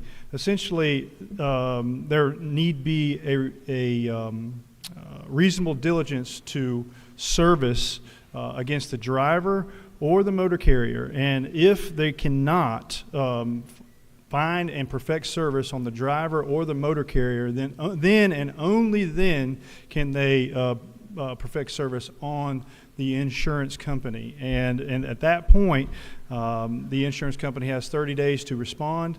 But what you spoke about was the time is told, essentially. If the term has run, then the secondary service on the insurer relates back to the original service on of the complaint, excuse me. So it does relate back in the event that the time has elapsed for you to bring the action. Does the gentleman further yield? Oh, I yes. think it's my mic, not yours. Go ahead. Isn't it true that as a licensed attorney in Georgia who has been required to help families during time of their needs, especially those that have been in accidents with big trucks and have a very hard time finding the defendant, isn't it true that this is a great compromise that lawyers like myself is happy with and that we can work with and feel that it still gives everyday Georgians a right to pursue someone who may hurt them in the event that there's a very serious accident or, God forbid, someone lose their life? That is true, and thank you for bringing that out. The interest that we always have to weigh out here when we talk about tort reform, folks, is the interest of essentially the business and the aggrieved. So you and I represent 60,000 Georgians here. Some of those are businesses, and some of those are just citizen Georgians that don't own businesses. So what we have to do here, folks, is do a balancing act. So when can a Georgian sue a business, and we don't want to put too much weight on the Georgian side or the business Georgian side. So it's a balancing act, and that's what we do here every day. And to the gentleman's point, this is a compromise between the Georgia trial lawyers, the chamber, and the insurance companies. So thank you for bringing the question. With that, Mr. Speaker, I'll yield the well. You have a couple of questions, but if you choose to yield the well, we have a couple of speakers. We have speakers? We do. Well, I'm going to yield the well then. So while you're the whip, you're a smart man. Chairman Billy Mitchell recognized to speak to the bill. The gentleman yielded the well. Thank you, Mr. Speaker. Members, I stand before you today to express my strong support for SB 426, a crucial piece of legislation that aims to provide essential requirements for joining a motor carrier's insurer to a cause of action. This bill is a significant step towards ensuring accountability and justice in cases involving motor carriers and their insurers. First and foremost, it is important to recognize the critical role that motor carriers play in our economy and daily lives. These companies are responsible for transporting goods and people across our state and nation, and their operations are essential for our way of life. However, with this great responsibility comes the need for accountability when accidents or incidents occur. SB 426 addresses this need by establishing clear requirements for joining a motor carrier's insurer to a cause of action. By ensuring that insurers are held accountable and are actively involved in legal proceedings related to accidents involving their policyholders, this bill promotes transparency and fairness in the legal process. Furthermore, by requiring insurers to be joined to a cause of action, SB 426 helps to streamline the legal proceedings and facilitate efficient resolution of cases involving motor carriers.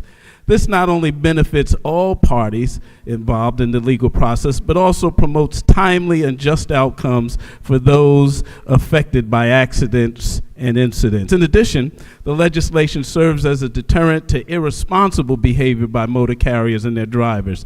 Knowing that their insurers will be actively involved in legal proceedings and held accountable for their actions can encourage greater adherence to safety regulations and best practices, ultimately leading to a safer transportation system for all. As was stated by Representative Reese, we have the Chamber of Commerce as well as the trial lawyers in agreement with this legislation, which in my view is an accomplishment in and of itself. Georgia SB 426 is a crucial piece of legislation that promotes accountability, transparency, and efficiency in cases involving motor carriers and their insurers. By establishing clear requirements for joining insurers to a cause of action, this bill helps to ensure that justice is served, that all parties are held accountable for their actions. I urge your support for this important legislation for the benefit of our state and our constituents. And with that, Mr. Speaker, I yield the well. Gentlemen, yield the well. Representative Stacey Evans is recognized to speak to the bill. Y'all give the lady some room there. Representative Evans recognized to speak.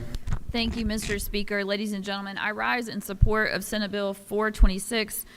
Just wanted to talk briefly to you about the goodness that we are showing here today by passing this bill, and I speak to you as a couple of things today. The daughter of a truck driver who, congratulations, Dad, came off the road last year and retired after about 20 years on the road. Very happy to have him back so he can see the grandkids more. Fun piece of trivia. More men are employed as truck drivers than any other single profession. For women, it happens to be cashier, and both my dad and my mom are in the most populous careers for their genders. But there, if it comes up in trivia, you can thank me for your ability to get those questions right. But I'm also a trial lawyer. I don't practice in this area. I've never handled any car wreck cases that I can think of, and certainly not any involving trucks. But all of these factions, all of these interests came together to bring you Senate Bill 426. And the representative who brought the bill came up and spoke, but I'm guessing there were a lot more blood, sweat, and tears that went into that process than he shared here today, because bills like this are hard to get to, but they are so worth it. And it's really a lesson to us. It's a lesson to us in here. It's a lesson to those in the hall. And it's really the big reason I wanted to come up here today is when people sit down and talk honestly and put their cards on the table and don't make assumptions about the motives from one side or the other and really talk honestly, this is what I want, this is what I need, this is what I can't live with, and this is why, to allow the other side to have a dialogue face to face as opposed to running out and getting the other person, and it almost becomes a game of telephone. And we all know what happens when you get a game of telephone. Things get distorted, the wrong information gets shared. And so this bill makes me think, how many other great bills could we come in here with if we sat down face to face, we didn't hide behind our phones, we didn't hide behind surrogates or other people speaking on our behalf, but we just sat down and had an old-fashioned conversation. I think we would have a lot more good bills like Senate Bill 426. So I just wanted to come up here, number one, to speak in favor of a bill, which I don't think I've done so far this year, but also just to recognize what a good moment this is and urge everyone to vote yes on Senate Bill 426. Thank you, Mr. Speaker. I yield the well. Ladies, yielded the well. We have no further speakers. Is there any objection to the previous question being ordered? Chair here is done. The previous question is ordered. Is there any objection to agreeing to the report of the committee, which was favorable to the passage of the bill? The chair here is done. The report of the committee is agreed to. Shall this bill now pass? All in favor of passage of the bill will vote yes. All those opposed will vote no, and the clerk will unlock the machine.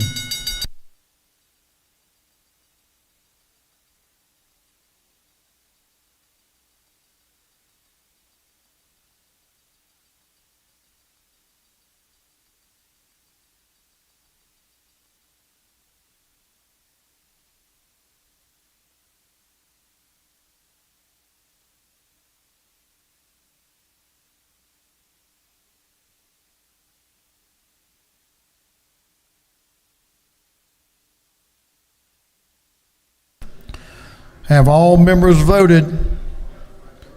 For what purpose does Chairman Carpenter rise? Parliamentary inquiry, please. State your inquiry. Is it not true that all Georgians pay the price of lottery judgments? I think so. I'm sure the gentleman believes what he sounded good to me. All members voted. If so, the clerk will lock the machine. On the passage of Senate Bill 426, The yeas are 172. The nays are 0. This bill, having received the requisite constitutional majority, is therefore passed. Mr. Clerk, will you read the caption of Senate Bill 440?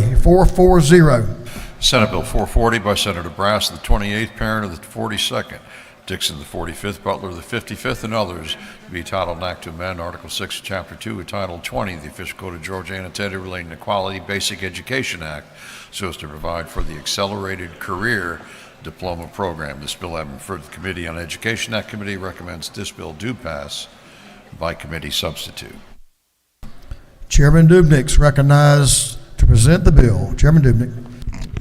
Thank you, Mr. Speaker. Ladies and gentlemen, Chairman Brass and I co-chaired a study committee on dual enrollment last summer, and I will summarize this as not a simple bill. This is just a simplification bill. Y'all, what we learned, if you really want to come look at what dual enrollment looks like, it is way too complex. And I said at the end of that study committee that if I had to explain part of this process to my own children at home, I probably would not be too successful at that. So here's what we're doing to simplify. 4 things. And I want to thank Representatives Townsend, Ballard, and Stacey Evans for serving on this study committee. And there was a 36-page report that we produced, but we have narrowed that down to do 4 things. We're going to simplify the high school diploma path known as an accelerated career. Somebody asked this morning, what does that mean? What is an accelerated career? Very simply, if you want to go through the technical college system of Georgia and get a very specific credential that is going to put you to work very quickly, we're simply helping you get there faster and easier. The path is strictly for those students who are traditional academic diploma students, but who appreciate the importance of a technical education, the value of that degree, and who are ready to go to work. Number 2, we're going to simplify the funding available for this path. Y'all, we're state government, and here we are realizing that we're spending more money through dual enrollment than we need to be on this program. And so on average, we're going to be able to cut the cost of someone wanting to go to work by 1/3. Very proud of that. We will create one definition of high demand career path. You may have heard that statement in the past. In some of the programs that we fund, there's multiple lists. How do you get on a list? How do you get off the list? Which one takes priority? We're simply empowering the State Workforce Development Board to create that one high demand career path list. And finally, we're making sure that we look at dual enrollment funding so that we get a return on the investment. Every year, Georgia Student Finance Commission will look at everything that's going on with these students, how we're being fiscally responsible, and will come back to us as a legislature with a report on how much money we're actually saving and thus being able to put for other uses. Mr. Speaker, that is the bill. I'd be happy to stand for any questions. You have a couple of questions. Yes, sir. Representative Hong, to your right. Thank you, Mr. Speaker. Does the gentleman yield? Yes, ma'am. Is it not true that Governor Kemp has emphasized workforce development, and this bill will allow students to earn the credentials that employers are looking for faster than ever? Absolutely. Thank you for the bill. Yes, ma'am. Chair Lady Lynn Smith, right up the aisle in front of you, has a question. Thank Chair you, Lady gentleman. Smith. Yield. Yes, ma'am. Is it not true that it was the central education system in Noonan, Georgia, that was the birthplace of this concept back in the late 90s? The lady certainly knows of which she speaks, and that was quite the impressive day I got to spend in Coweta County. And is it further not true that I appreciate the effort of this body through the years to keep perfecting this process so that more and more of our students have wonderful options for their education and careers? Absolutely. Thank you for this work. Yes, ma'am. Thank you. Gentleman knows a little about education. If you'll yield to the chairman of the Education Committee, Chairman Irwin, to your right. Thank you, Mr. Speaker. Does the gentleman yield? Yes, Mr. Chairman. Chairman, is it not true that dual enrollment students have higher secondary and post-secondary graduation rates? I believe that to be true. Yes, sir. Does he yield for one more question? Yes, sir. And those students that are enrolled in dual enrollment, when they finish their training in school, they earn higher wages after they graduate. I believe that to be the case as well. Yes, sir. Thank you, sir. Thank you. Gentlemen, further yield. For one more, Mr. Speaker. I'm going to recognize Representative Townsend for a question to your right. Mr. Chairman, do you yield? Yes, sir. Is it not true that this legislation is part of a joint study committee on dual enrollment and for high talent of young ages, which had bipartisan support? Yes, sir. That is the case. Mr. Speaker, with that, I will yield the well and ask for your favorable consideration on Senate Bill 440. It's good to see you in the well there, Mr. Chairman.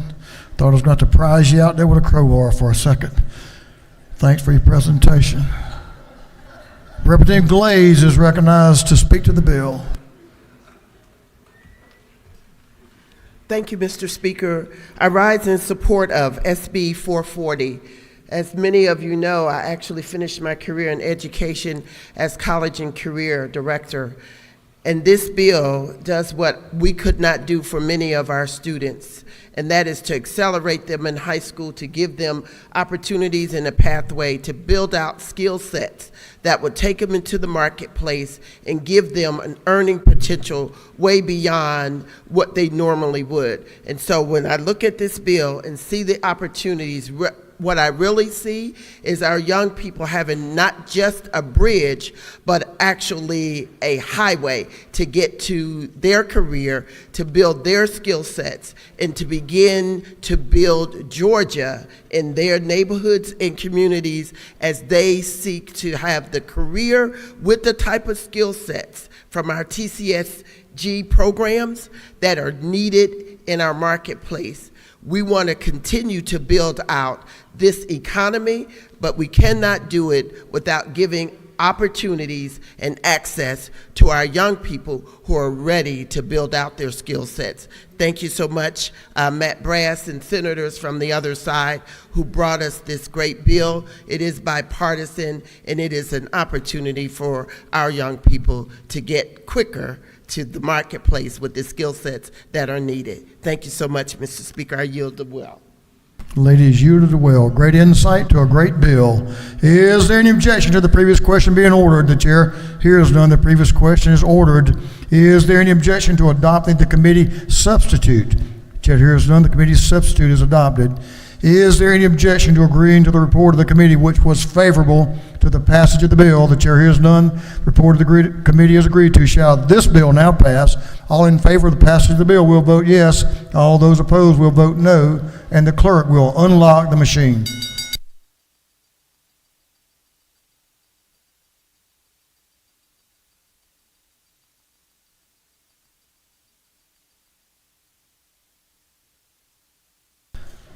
Have all members voted? For what purpose does Representative Ballard rise? Parliamentary inquiry. State your inquiry. Mr. Speaker, is it not true that Georgia's accelerated career dual enrollment program is the envy of other states and one of the reasons that we are the #1 state to do business? I know the lady speaks the truth, and she knows of what she speaks. For what purpose does Representative Kennard rise? Parliamentary inquiry. State your inquiry. Isn't it true that many of the clients in my homeless outreach program attend Gwinnett Technical College and they see themselves elevating out of poverty into independence? I'm sure the gentleman knows what he speaks. Is a great program. It's having great results. Have all members voted? If so, the clerk will lock the machine. On the passage of Senate Bill 440, the yeas are 168, the nays are 0.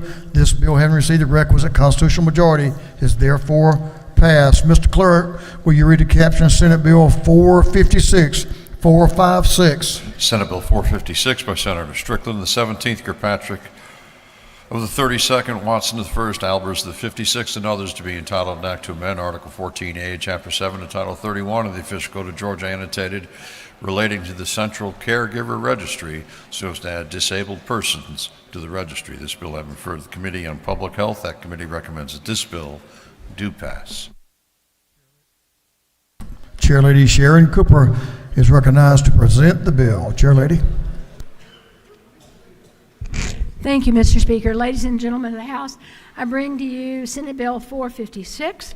Years ago, those of you who were here will remember, we went through a special process where we allowed certain people to apply to have a federal background check if they were going to be caretakers if they were hiring a caretaker to take care of an elderly family member.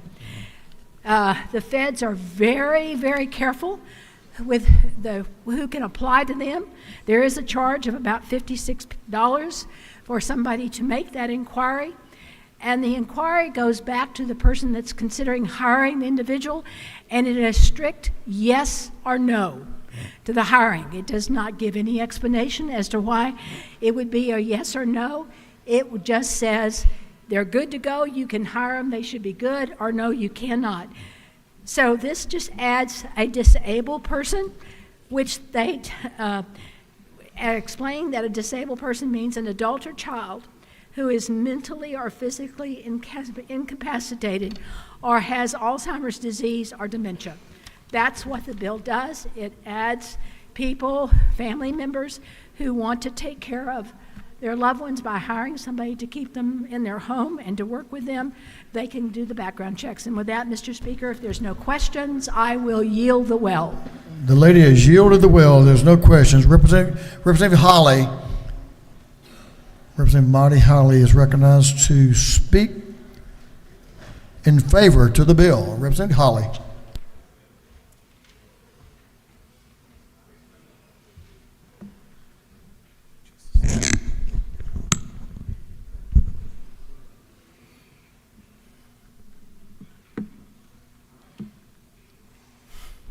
Today, I rise in careful support of Senate Bill 456. On your screens, I'd like to introduce you to my big sister, Sortika Holly.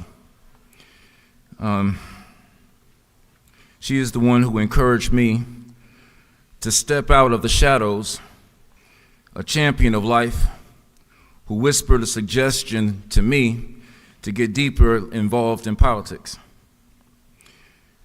In 2017, when she departed this earth to join the Lord, it enabled me to be able to see that Georgia stands in a position to be able to provide for the least of these just a well-sorted modicum of care that is not right for my sister or anyone who is not physically able to have to seek out care while they themselves are undergoing serious treatment. She passed of rheumatoid arthritis, pulmonary hypertension, and Still's disease. And while my family, my mother, my sisters, my father, and I had to take turns as we had to watch over her, be able to provide her meals, at times be able to help her as she completed applications for experimental medicines when there were no opportunities for her to see the physicians that she needed. And in the end, fortunately, God allowed for my mother to be by her bedside in Harlem in a hospital where she gave up her ghost.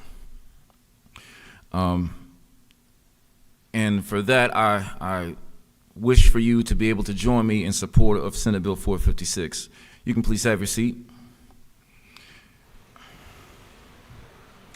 Standing up for family is something that I think we might all do. At times, we are not always privy as to when that moment may be.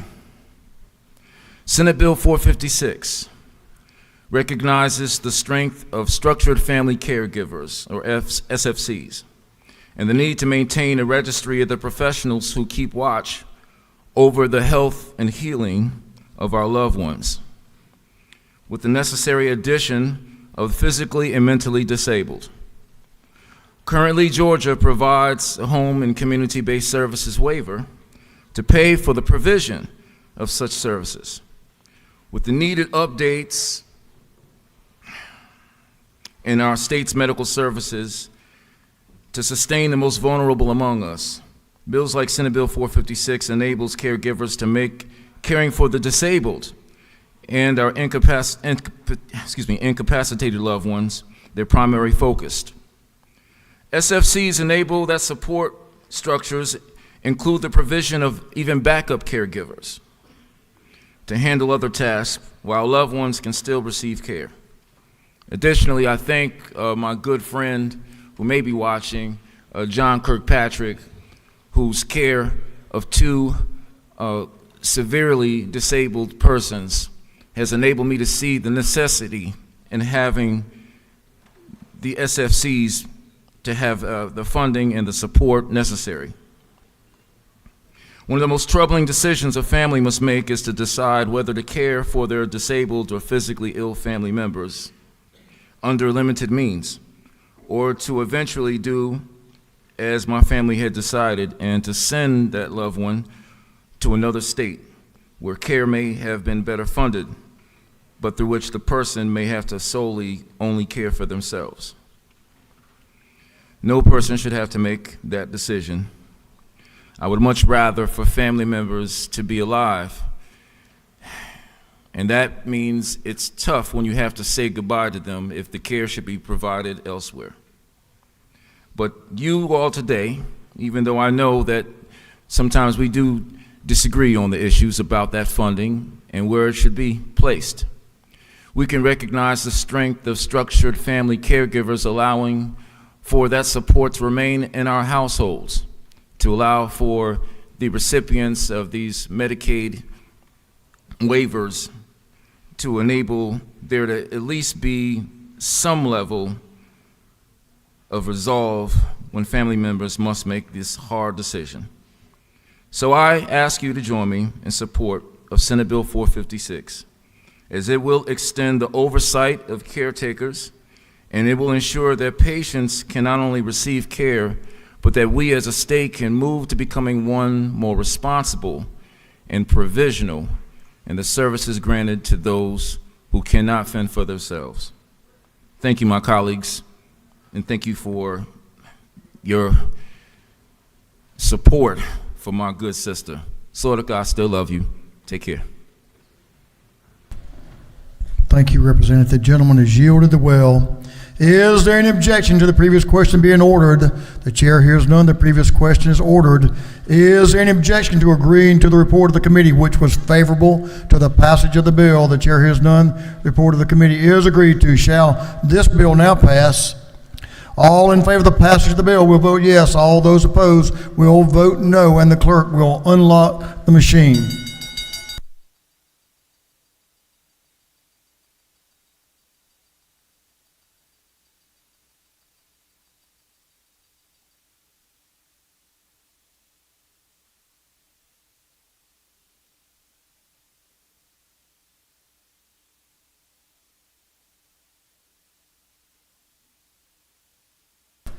Have all members voted?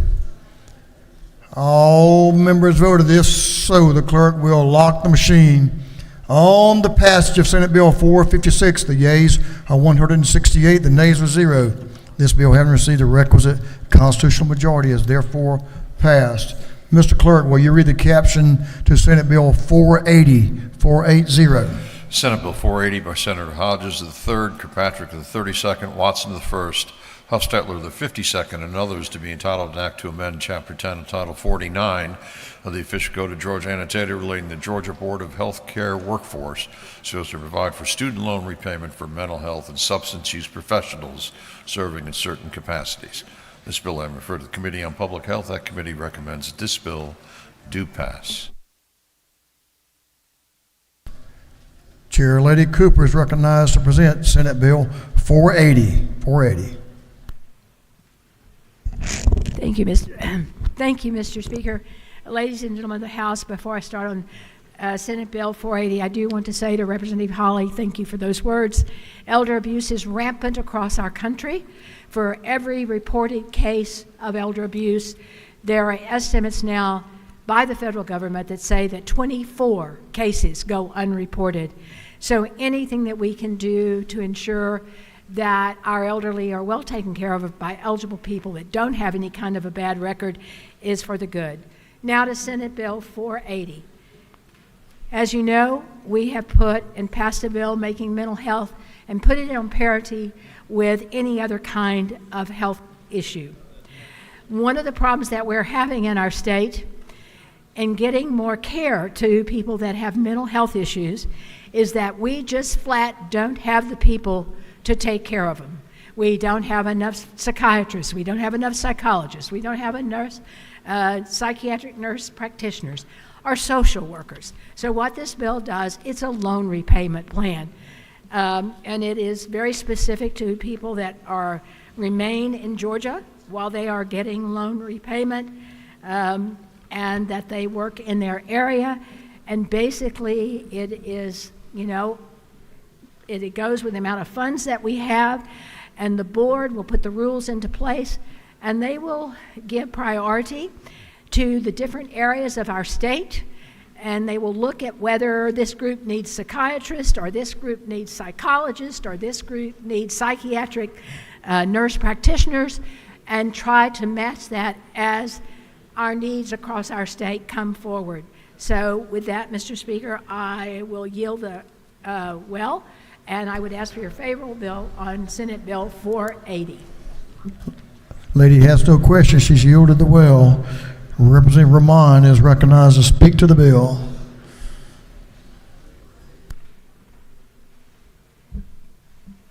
Thank you, Mr. Speaker. Colleagues, today I rise in support of Senate Bill 480.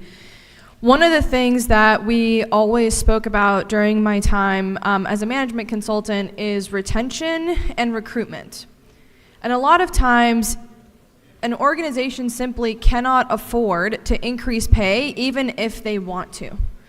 Programs like this allow them to provide a benefit that is as close to payment as possible, particularly for professionals who have to get degrees that they cannot afford based on the rate that we can pay them for the services that they are providing. Today, in particular, this bill is so important, not just because of typical student, loan-related issues, but I want you to look at this graph up on the screen. As you can see, fentanyl and synthetic opioid deaths and overdoses have skyrocketed.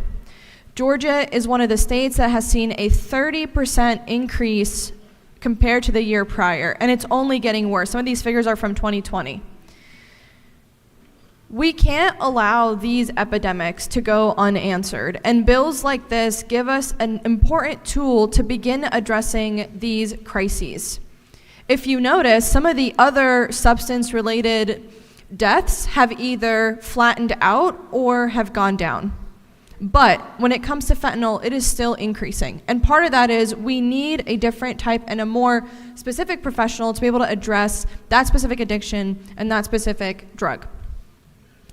Lastly, when it comes to programs like this, when we were talking about retention, it's one thing to be able to hire somebody for a year or two, but to be able to keep them around for 5 years is incredibly important for patients.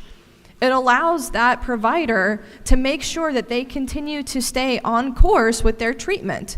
And obviously this is not just for substance abuse, but also for mental health. Continuity in care is crucial for success. And bills like this will enable us to recruit more people, to retain more people, and make sure they have the skills that we need to help as many people in Georgia as possible. Thank you, Mr. Speaker. I yield the well. Ladies yielded the well. Representative Kennard is recognized to speak to the bill. Representative Kennard.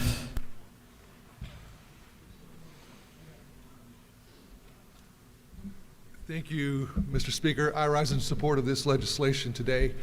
Georgia, you're very aware that we have some workforce challenges, and you can also, that's more acute in the medical profession, and you can compound that even further in our mental health spaces. Our program partners with Viewpoint Health, which is our local CSB, and I'm always hearing from them about their deficit with social workers, counselors, psychiatrists, especially clinicians. So I really appreciate this measure as we can kind of fill in the gaps with our mental health workforce in Georgia. Thank you for your support of it. The gentleman has yielded the well. Is there any objection to the previous question being ordered? The chair hears none. The previous question is ordered. Is there any objection to agreeing to the report of the committee, which was favorable to the passage of the bill? The chair hears none. The report of the committee is agreed to. Shall this bill now pass? All in favor of the passage of the bill will vote yes. All those opposed will vote no, and the clerk will unlock the machine.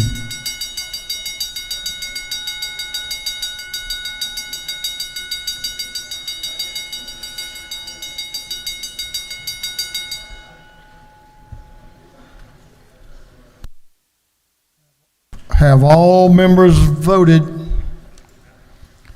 For what purpose does Chair Lady Dempsey rise? Parliamentary inquiry, Mr. Speaker. State your inquiry. Is it not true that it is a wonderful thing to hear so many members in support of this genuine challenge in our state and addressing an exact way that we can bring good services to more people? I think it's a good thing, and when this House works together, we can accomplish anything. Thank you, Chair Lady. For what purpose does Representative Campbell rise? Representative Lisa Campbell. Thank you, Mr. Speaker. Parliamentary inquiry. State your inquiry. Isn't it true that this bill is a positive bill, as our other colleagues have referenced, and will help us in recruiting mental health professionals, especially to help our children in our schools? And isn't it also true that during the 2018-2019 school year, it's been reported that nearly 80,000 Georgia students in 6th through 12th grade reported having seriously considered attempting suicide, and that in Georgia, 2 in 5 children had trouble accessing the mental health treatment they need? And programs like this will help us give the continuum of care we need for all of our children. I think the lady knows of what she speaks, and thank you for those facts. For what purpose does Chair Lady Silcox rise? Parliamentary inquiry, Mr. Speaker. State your inquiry. Mr. Speaker, is it not true that substance abuse is often the result of untreated mental health issues, that treating those issues can often reduce the number of people who turn to drugs and alcohol? The lady knows of what she speaks, and I appreciate the question. Thank you, Mr. Speaker. Members, we're going to close this out, but I'll say to you, we all know that mental health, substance abuse is a priority for this House. We're glad the Senate's joining in to move this issue forward. Have all members voted? If so, the clerk will lock the machine. On the passage of Senate Bill 480, the yeas are 167, the nays are 2. This bill, having received the requisite constitutional majority, is therefore passed. Ma'am.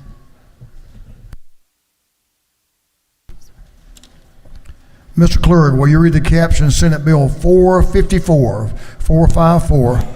Senate Bill 454 by Senator Strickland of the 17th and Jones of the 10th. To be entitled an act to amend Chapter 6 of Title 19 of the Official Code of Georgia annotated relating to alimony and child support so as to provide for guidelines for child support award calculations.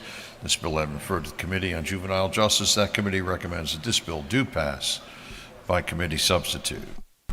Representative Houston Gaines is recognized to present the bill. Representative Gaines. Thank you, Mr. Speaker. Bring before you Senate Bill 454 by Senator Brian Strickland and Senator Emmanuel Jones. This legislation comes on behalf of the Child Support Commission, commission that Leader F. Strachan and myself are honored to serve on. It includes a lot of expert judges and family lawyers from our state. The commission has come up with some recommended changes based on economic study that's required every 4 years by federal law. Be first update and necessary update in 20 years to some of the child support laws that we have on our state.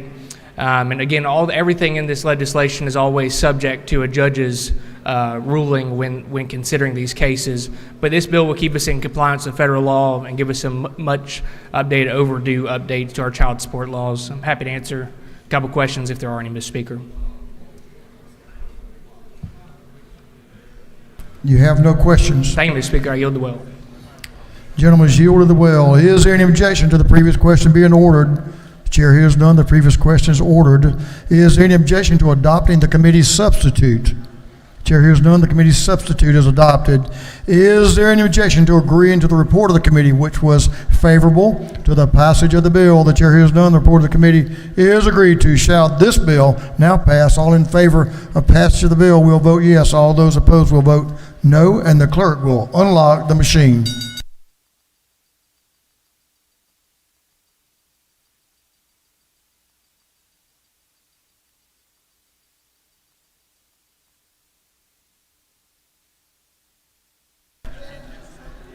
Have all members voted?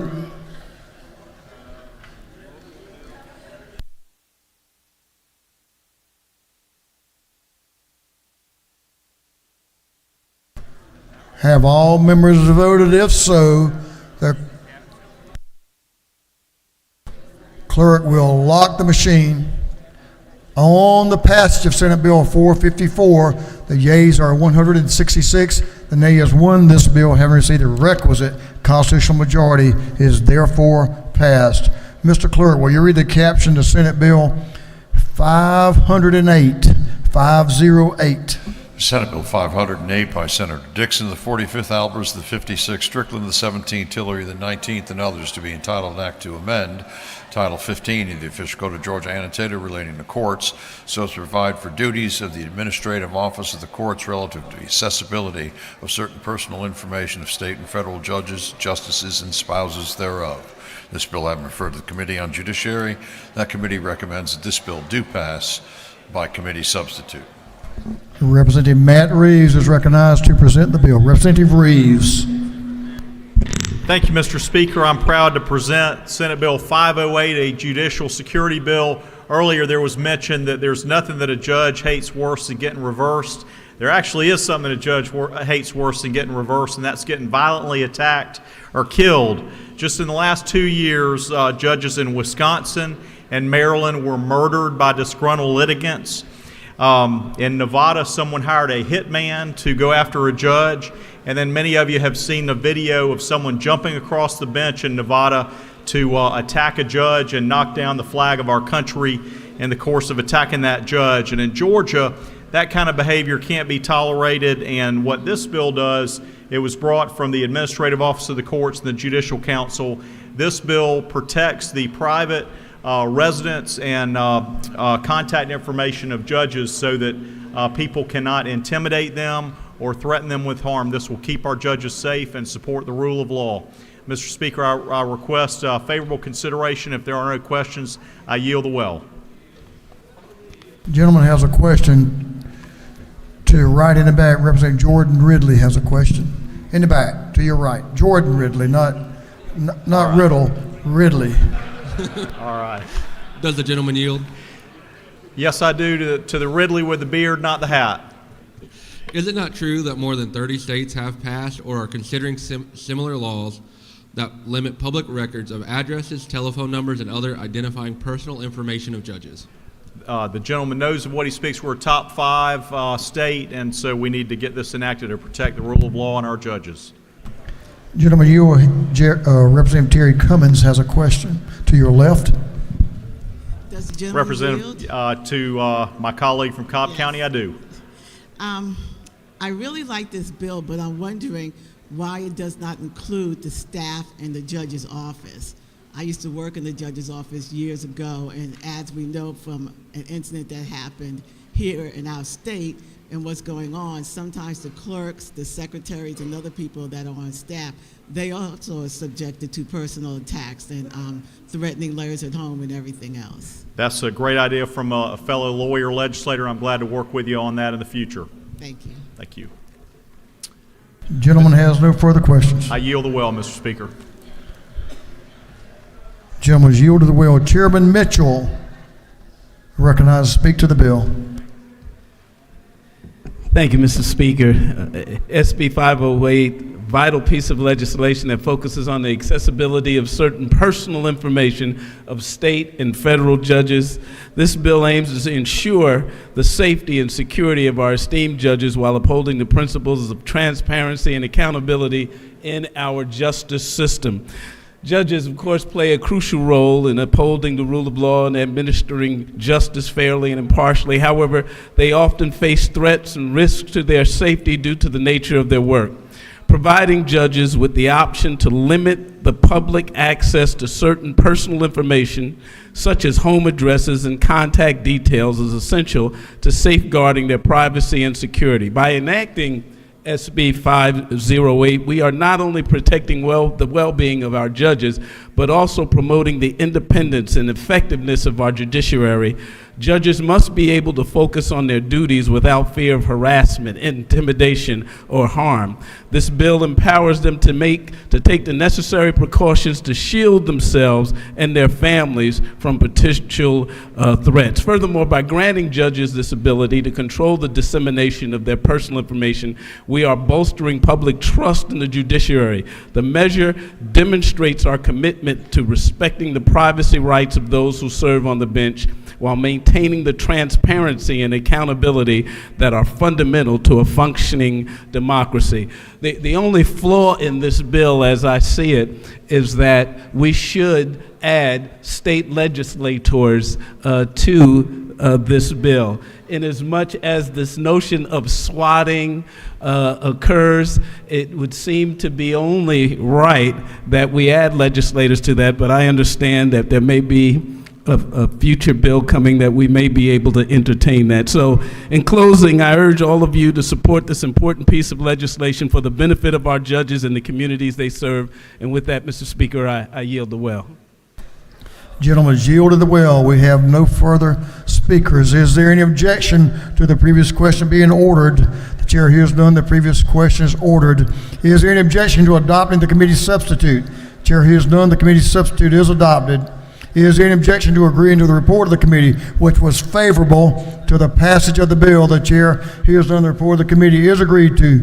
Shall this bill now pass? All in favor of passage of the bill will vote yes. All those opposed will vote no. And the clerk will unlock the machine.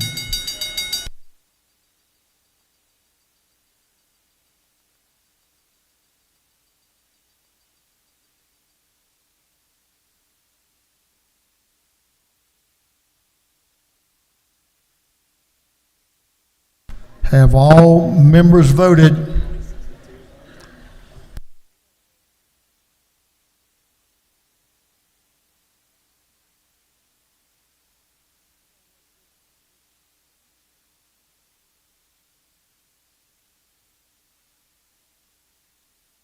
All members voted. If so, the clerk will lock the machine.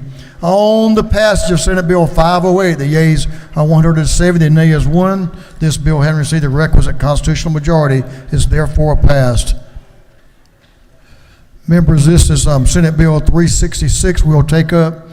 This will be our last general bill we'll take up today. Mr. Clerk, will you read the caption to Senate Bill 366? Senate Bill 366 by Senators Huffstetler, the 52nd, Tillery, the 19th, Albers, the 56th, to be entitled an act to amend Title 2080 of the Official Code of Georgia Annotated relating to the General Assembly so as to revise provisions related to the adoption and contents of general appropriations bills. This bill having referred to the Committee on Ways and Means, that committee recommends that this bill do pass by committee substitute.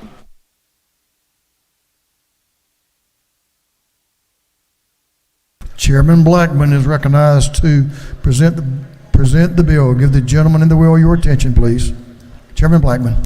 Thank you, Mr. Speaker, and fellow members. Bring before you Senate Bill 366, which is named the Tax Expenditures Transparency Act of 2024, and it addresses some of the findings that we looked at over last year's joint tax panel, go through some of the provisions of the bill. Section 2 codifies a few things that are already being done in practice regarding transparency and what is available to the members on revenues and expenditures.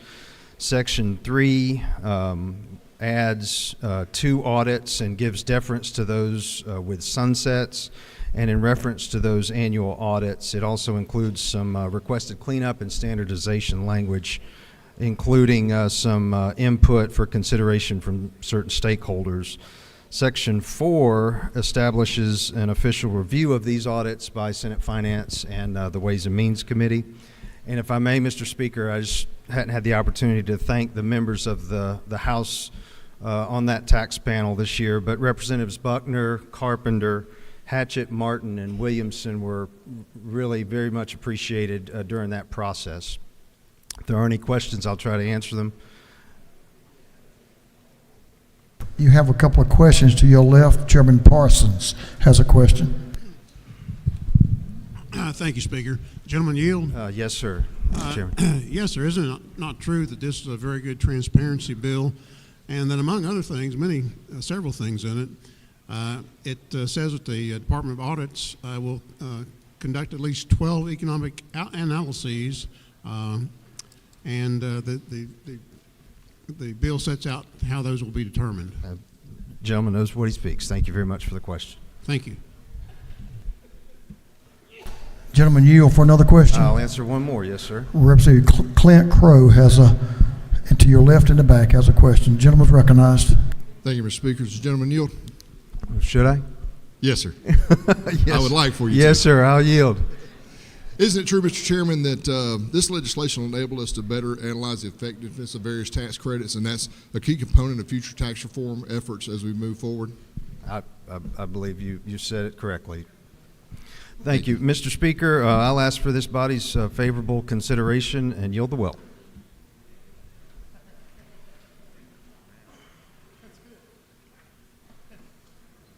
The gentleman has yielded the will.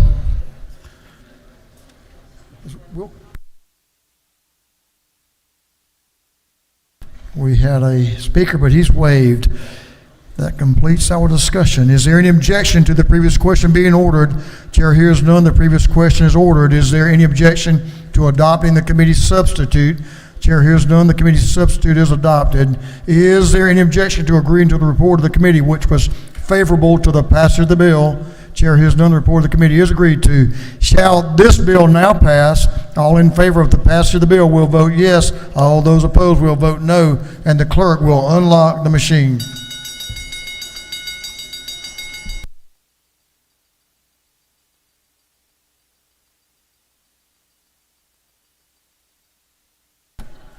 Have all members voted?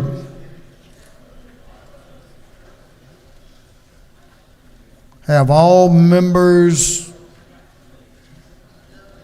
voted? If so, clerk will lock the machine on the passage of Senate Bill 366. The yeas are 170, the nays are 0. This bill, having received the requisite constitutional majority, is therefore passed. Members, we will take up Senate Bill 362. It will be postponed to the next legislative day, which will be Wednesday.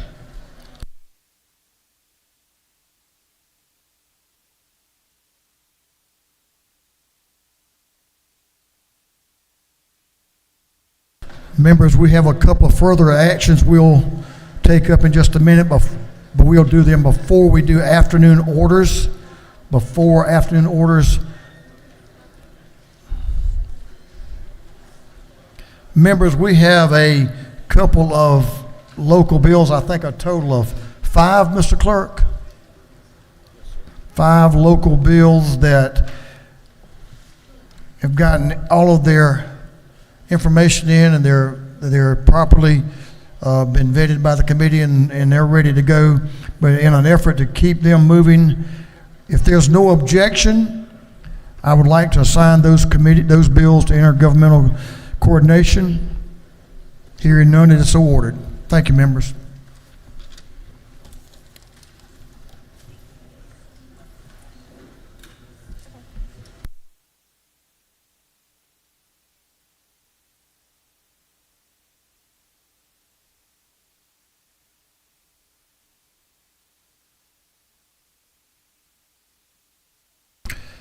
Chair recognizes Representative Tyler Paul Smith for a motion. Are you ready, sir?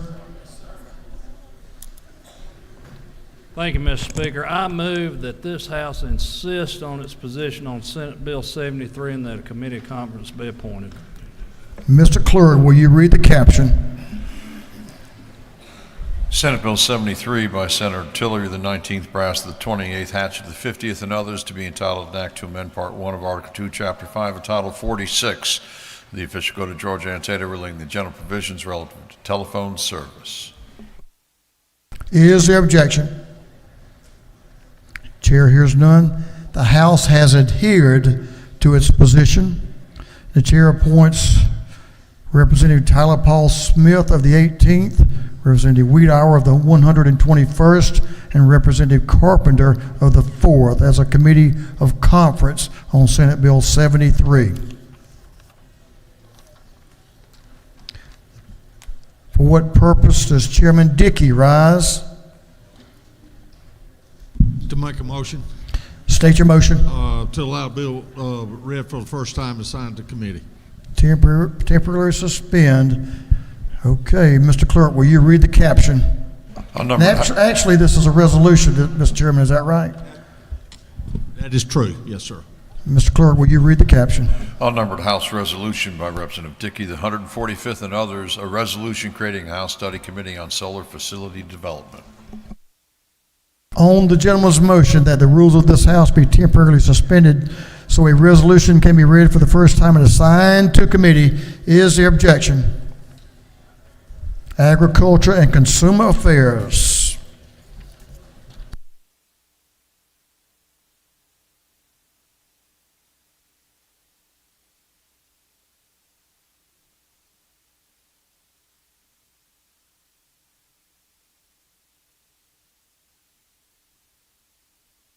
Okay, we'll move on to afternoon orders. Who knows, we may get another privileged resolution in, Mr. Clerk, before we get there. I want to recognize Representative Persinger, Representative New, and maybe some additional friends to come down. Members, if you will give these fine members your attention, they have a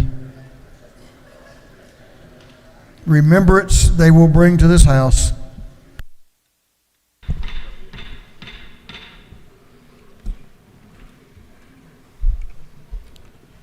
Representative Persinger. Thank you, Mr. Speaker. Good afternoon, colleagues.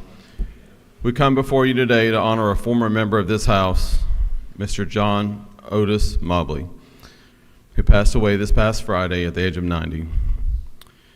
He was a lifetime resident of Winder and a 1951 graduate of Winder Bear High School, where he served as a class president, senior class president. Mr. Mobley earned his bachelor's degree from the University of Georgia and his master's in education from Pepperdine University. Mr. Mobley had a servant's heart and spent his lifetime serving his Lord and his country. He retired from the U.S. Air Force after 20 years of service, earning the rank of lieutenant colonel, while working in counterintelligence for the Office of Special Investigations. After his service to his country, Mr. Mobley retired to his hometown and served on the Winder City Council and later as mayor. He then served as Bear County State Representative from 1987 to 1996, and he was a faithful member of Corinth United Methodist Church. And he was also a Gideon, a chaplain of the American Legion, and a member of the Kiwanis Club, as well as serving as board member on the Winder Hospital and the Friends of Fort Yargo State Park. And Representative New would also like to say a few words. John is survived by his loving wife of 70 years, Shirley Fleeman Mobley of Winder, his children Danny, Cheryl, Karen, and Mike, his many grandchildren, and his great-grandchildren. I'd like to ask for a special prayer for Karen, Peyton, my niece, Rylan, and Regan. I love you guys. Members, please join me in a moment of silence in memory of a great statesman, John Mobley. Thank you. Prayers for that family and Mr. Mobley's great service. Representative Daniel.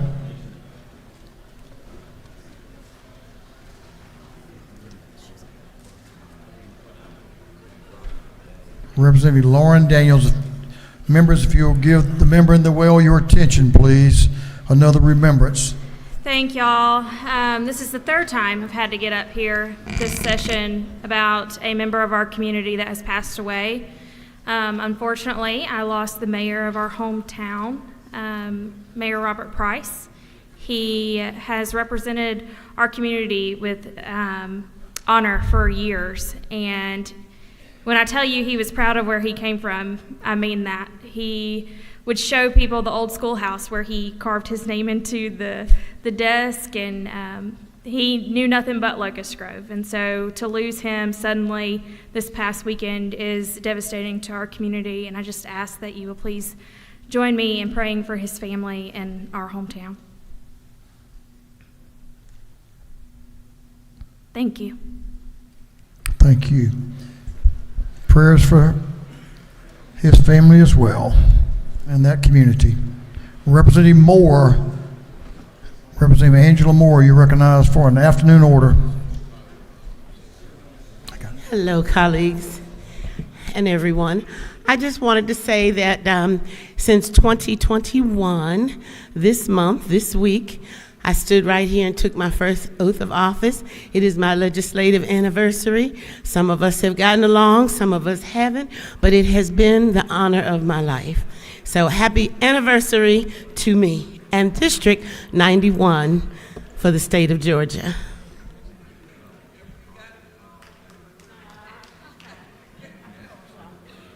Representative Park Cannon is recognized for an afternoon order. Representative Cannon.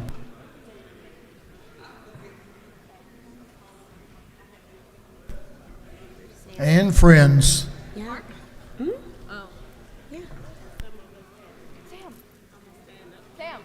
Who do you need, Representative Cannon? Yep, the whip. Oh, the whip. Thank you. That one. Come on, Mr. Whip. Sorry, that one. So today we stand here very excited celebrating the first ever Bayard Rustin Day at the Georgia State Capitol. Bayard Rustin, many of you may have heard of someone named Martin Luther King Jr., who put on a huge event, the March on Washington. But the actual organizer, the boots on the ground, was Bayard Rustin. And many of the reasons why Bayard was not put forward in the movement was because he was openly gay. And so as much as many members of the civil rights community were excited about the March on Washington, there was also still that political divide in the civil rights movement about LGBTQ leaders. So yesterday was his birthday, and at the Center for Civil and Human Rights, we all stood and sang happy birthday to him posthumously. We also were joined by his husband, Walter Nagel, who is still living and who is here present in Georgia. And so today we have some members from the organizations that support Bayard Rustin Day in the gallery, if you'll stand. And we will be presenting this resolution for the annual event that they do, which is called the Rustin Lord Breakfast. It takes place the morning of the MLK parade. So every year when the MLK parade starts, the LGBTQ leaders meet in the morning and have breakfast at the Loudermilk Center or other nearby places. So today we're just excited to celebrate in the national commemoration of Bayard Rustin's life, as well as to remind all legislators that there is an active campaign to get him a forever stamp. Just like we have been working to get John Lewis a forever stamp, there's also the Bayard Rustin campaign. And so we ask that you join it, and we thank y'all for being here today. Thank you, Mr. Speaker.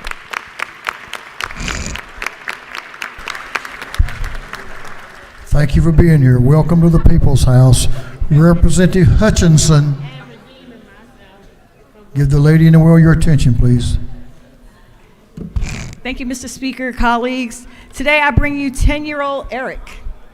Eric is smart, loving child who enjoys playing with toy cars and trucks. One day he would like to be a car mechanic or a truck driver. He loves to read and enjoys trips to the library at school. He enjoys sports and particularly playing soccer and basketball.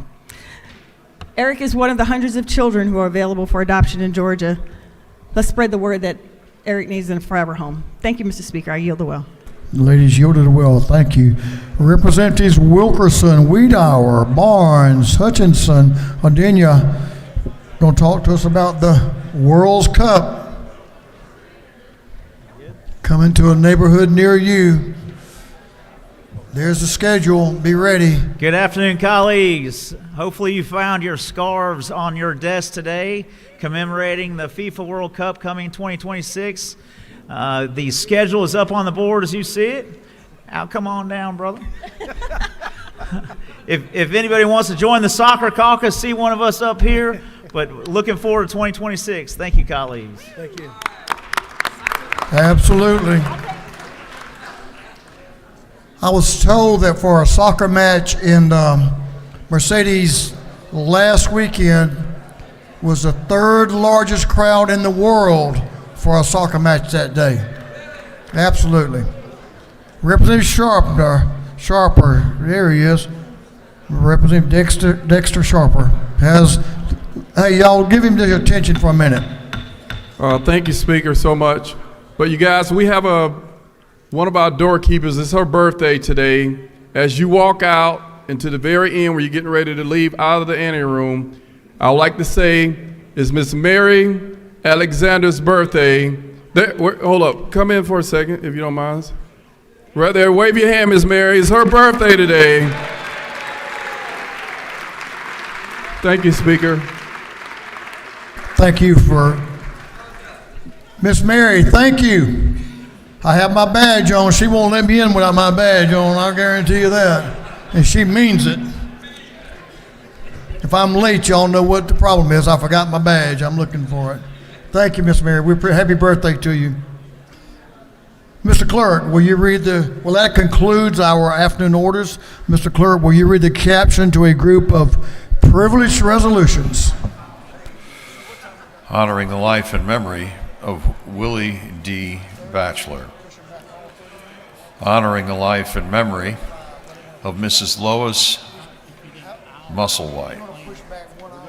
Recognizing and commending the Bleckley County High School Competition Cheerleading Program. Congratulating the Bleckley High School Girls Cross Country Team for winning the 2023 Class 1A Division I State Cross Country Championship. Recognizing and commending Caleb Dorsey and winning the 2023 Class 1A Division I Boys Individual State Cross Country Championship. Recognizing and commending University System of Georgia Outstanding Scholars on Academic Recognition Day for 2024. Recognizing and commending Ray Carter. Recognizing and commending Grace M. Lopez Williams. Recognizing and commending Antonio Molina. Recognizing March 20th, 2024 as Trailblazing Women in Georgia Day. And for other purposes, that completes the reading of the privilege resolution. Is there any objection to adopting the privilege resolution? The chair hears none, and the resolutions are adopted. Okay, members, listen up. We'll have some announcements now. Now, this may help some of you with your announcement. We're going to push all committee meetings after lunch back 1 hour. 1 hour. So if you had a 1 o'clock, that meeting will begin at 2, and so on and so forth as the meetings go on through the afternoon. All committee meetings will push back 1 hour. Thank you for your attention this morning. We have a few announcements, and if you have a page, I invite you to come down front as soon as we adjourn for page photos. Representative Gamble, recognized for an announcement. Thank you, Mr. Speaker. Members, on the fellowship will meet on Wednesday this week instead of Tuesday. So if you show up tomorrow, you'll be praying by yourself. So we'll meet Wednesday morning at 7 a.m. in Capitol 132. Thank you. Chairman Corbett, recognized for an announcement. Thank you, Mr. Speaker. The Motor Vehicles Committee will meet in the morning, 8 o'clock, room 606. Thank you, Mr. Speaker. Representative Tran, recognized for an announcement. Thank you, Mr. Speaker. The CAB delegation, we do have a meeting today in room 514 upon adjournment. Again, the CAB delegation, we do have a meeting today in room 514. Thank you, Mr. Speaker. Thank you. Leader of Illustrations, recognized for an announcement. Thank you, Mr. Speaker. There will be a committee chairman's lunch in room 403 upon the break. Committee chairman's lunch, room 403. Chairman Hawkins. I guess I covered his announcement. Chairman Chokus, recognized for an announcement. Thank you, Mr. Speaker. The Small Business Development Committee will be meeting Wednesday morning at 8 a.m., 506 CLOB. Wednesday morning, 8 a.m., 506 CLOB. Thank you, Mr. Speaker. Representative Jasmine Clark is recognized for an announcement. Thank you, Mr. Speaker. Members of GLBC, we will be having a seafood lunch and learn downstairs in CAP 230 from 1 o'clock to 3 o'clock p.m. Seafood lunch and learn, CAP 230. Thank you, Mr. Speaker. Give your attention to the gentleman approaching the well. Representative Chairman Saines has a very important announcement. Very important. Thank you, Mr. Speaker. It's time for us to continue our record of winning against the lower chamber across the hall. Tomorrow will be the annual kickball tournament at Georgia Stadium from starting at 5 o'clock, led by our fearless coach, Speaker John Burns. If you haven't signed up, you got an email on it. The sign-up sheet's also on my desk, on my computer if you'd like to sign up now. We got a great team ahead of us and look forward to another year winning. Player coach, I'm playing this year. Y'all wouldn't let me play last year. I'm playing this year. And the trophy is in my office that we won last year. So y'all come on down. We'll have cheerleaders and everything else, won't we? Chairman Dickey, recognized for an announcement. Thank you, Mr. Speaker. We have our Agricultural and Consumer Affairs Committee meeting tomorrow at 9 o'clock, 606 CLOB. We've got a couple bills to hear. Thank you. That concludes our announcements. Where is Representative Davis?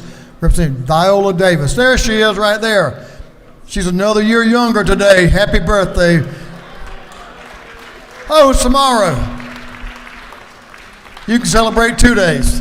Happy birthday to you.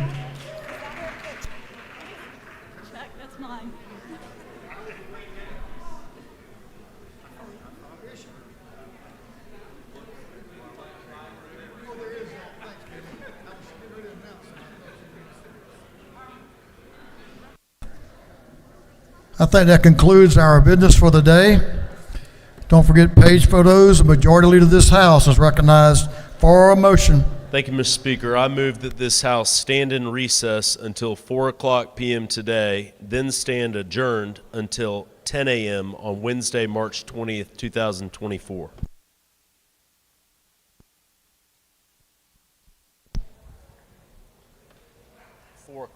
Before I accept that motion, I got that 4 o'clock. We just learned that Representative Doreen Carter's birthday is tomorrow as well. Happy birthday.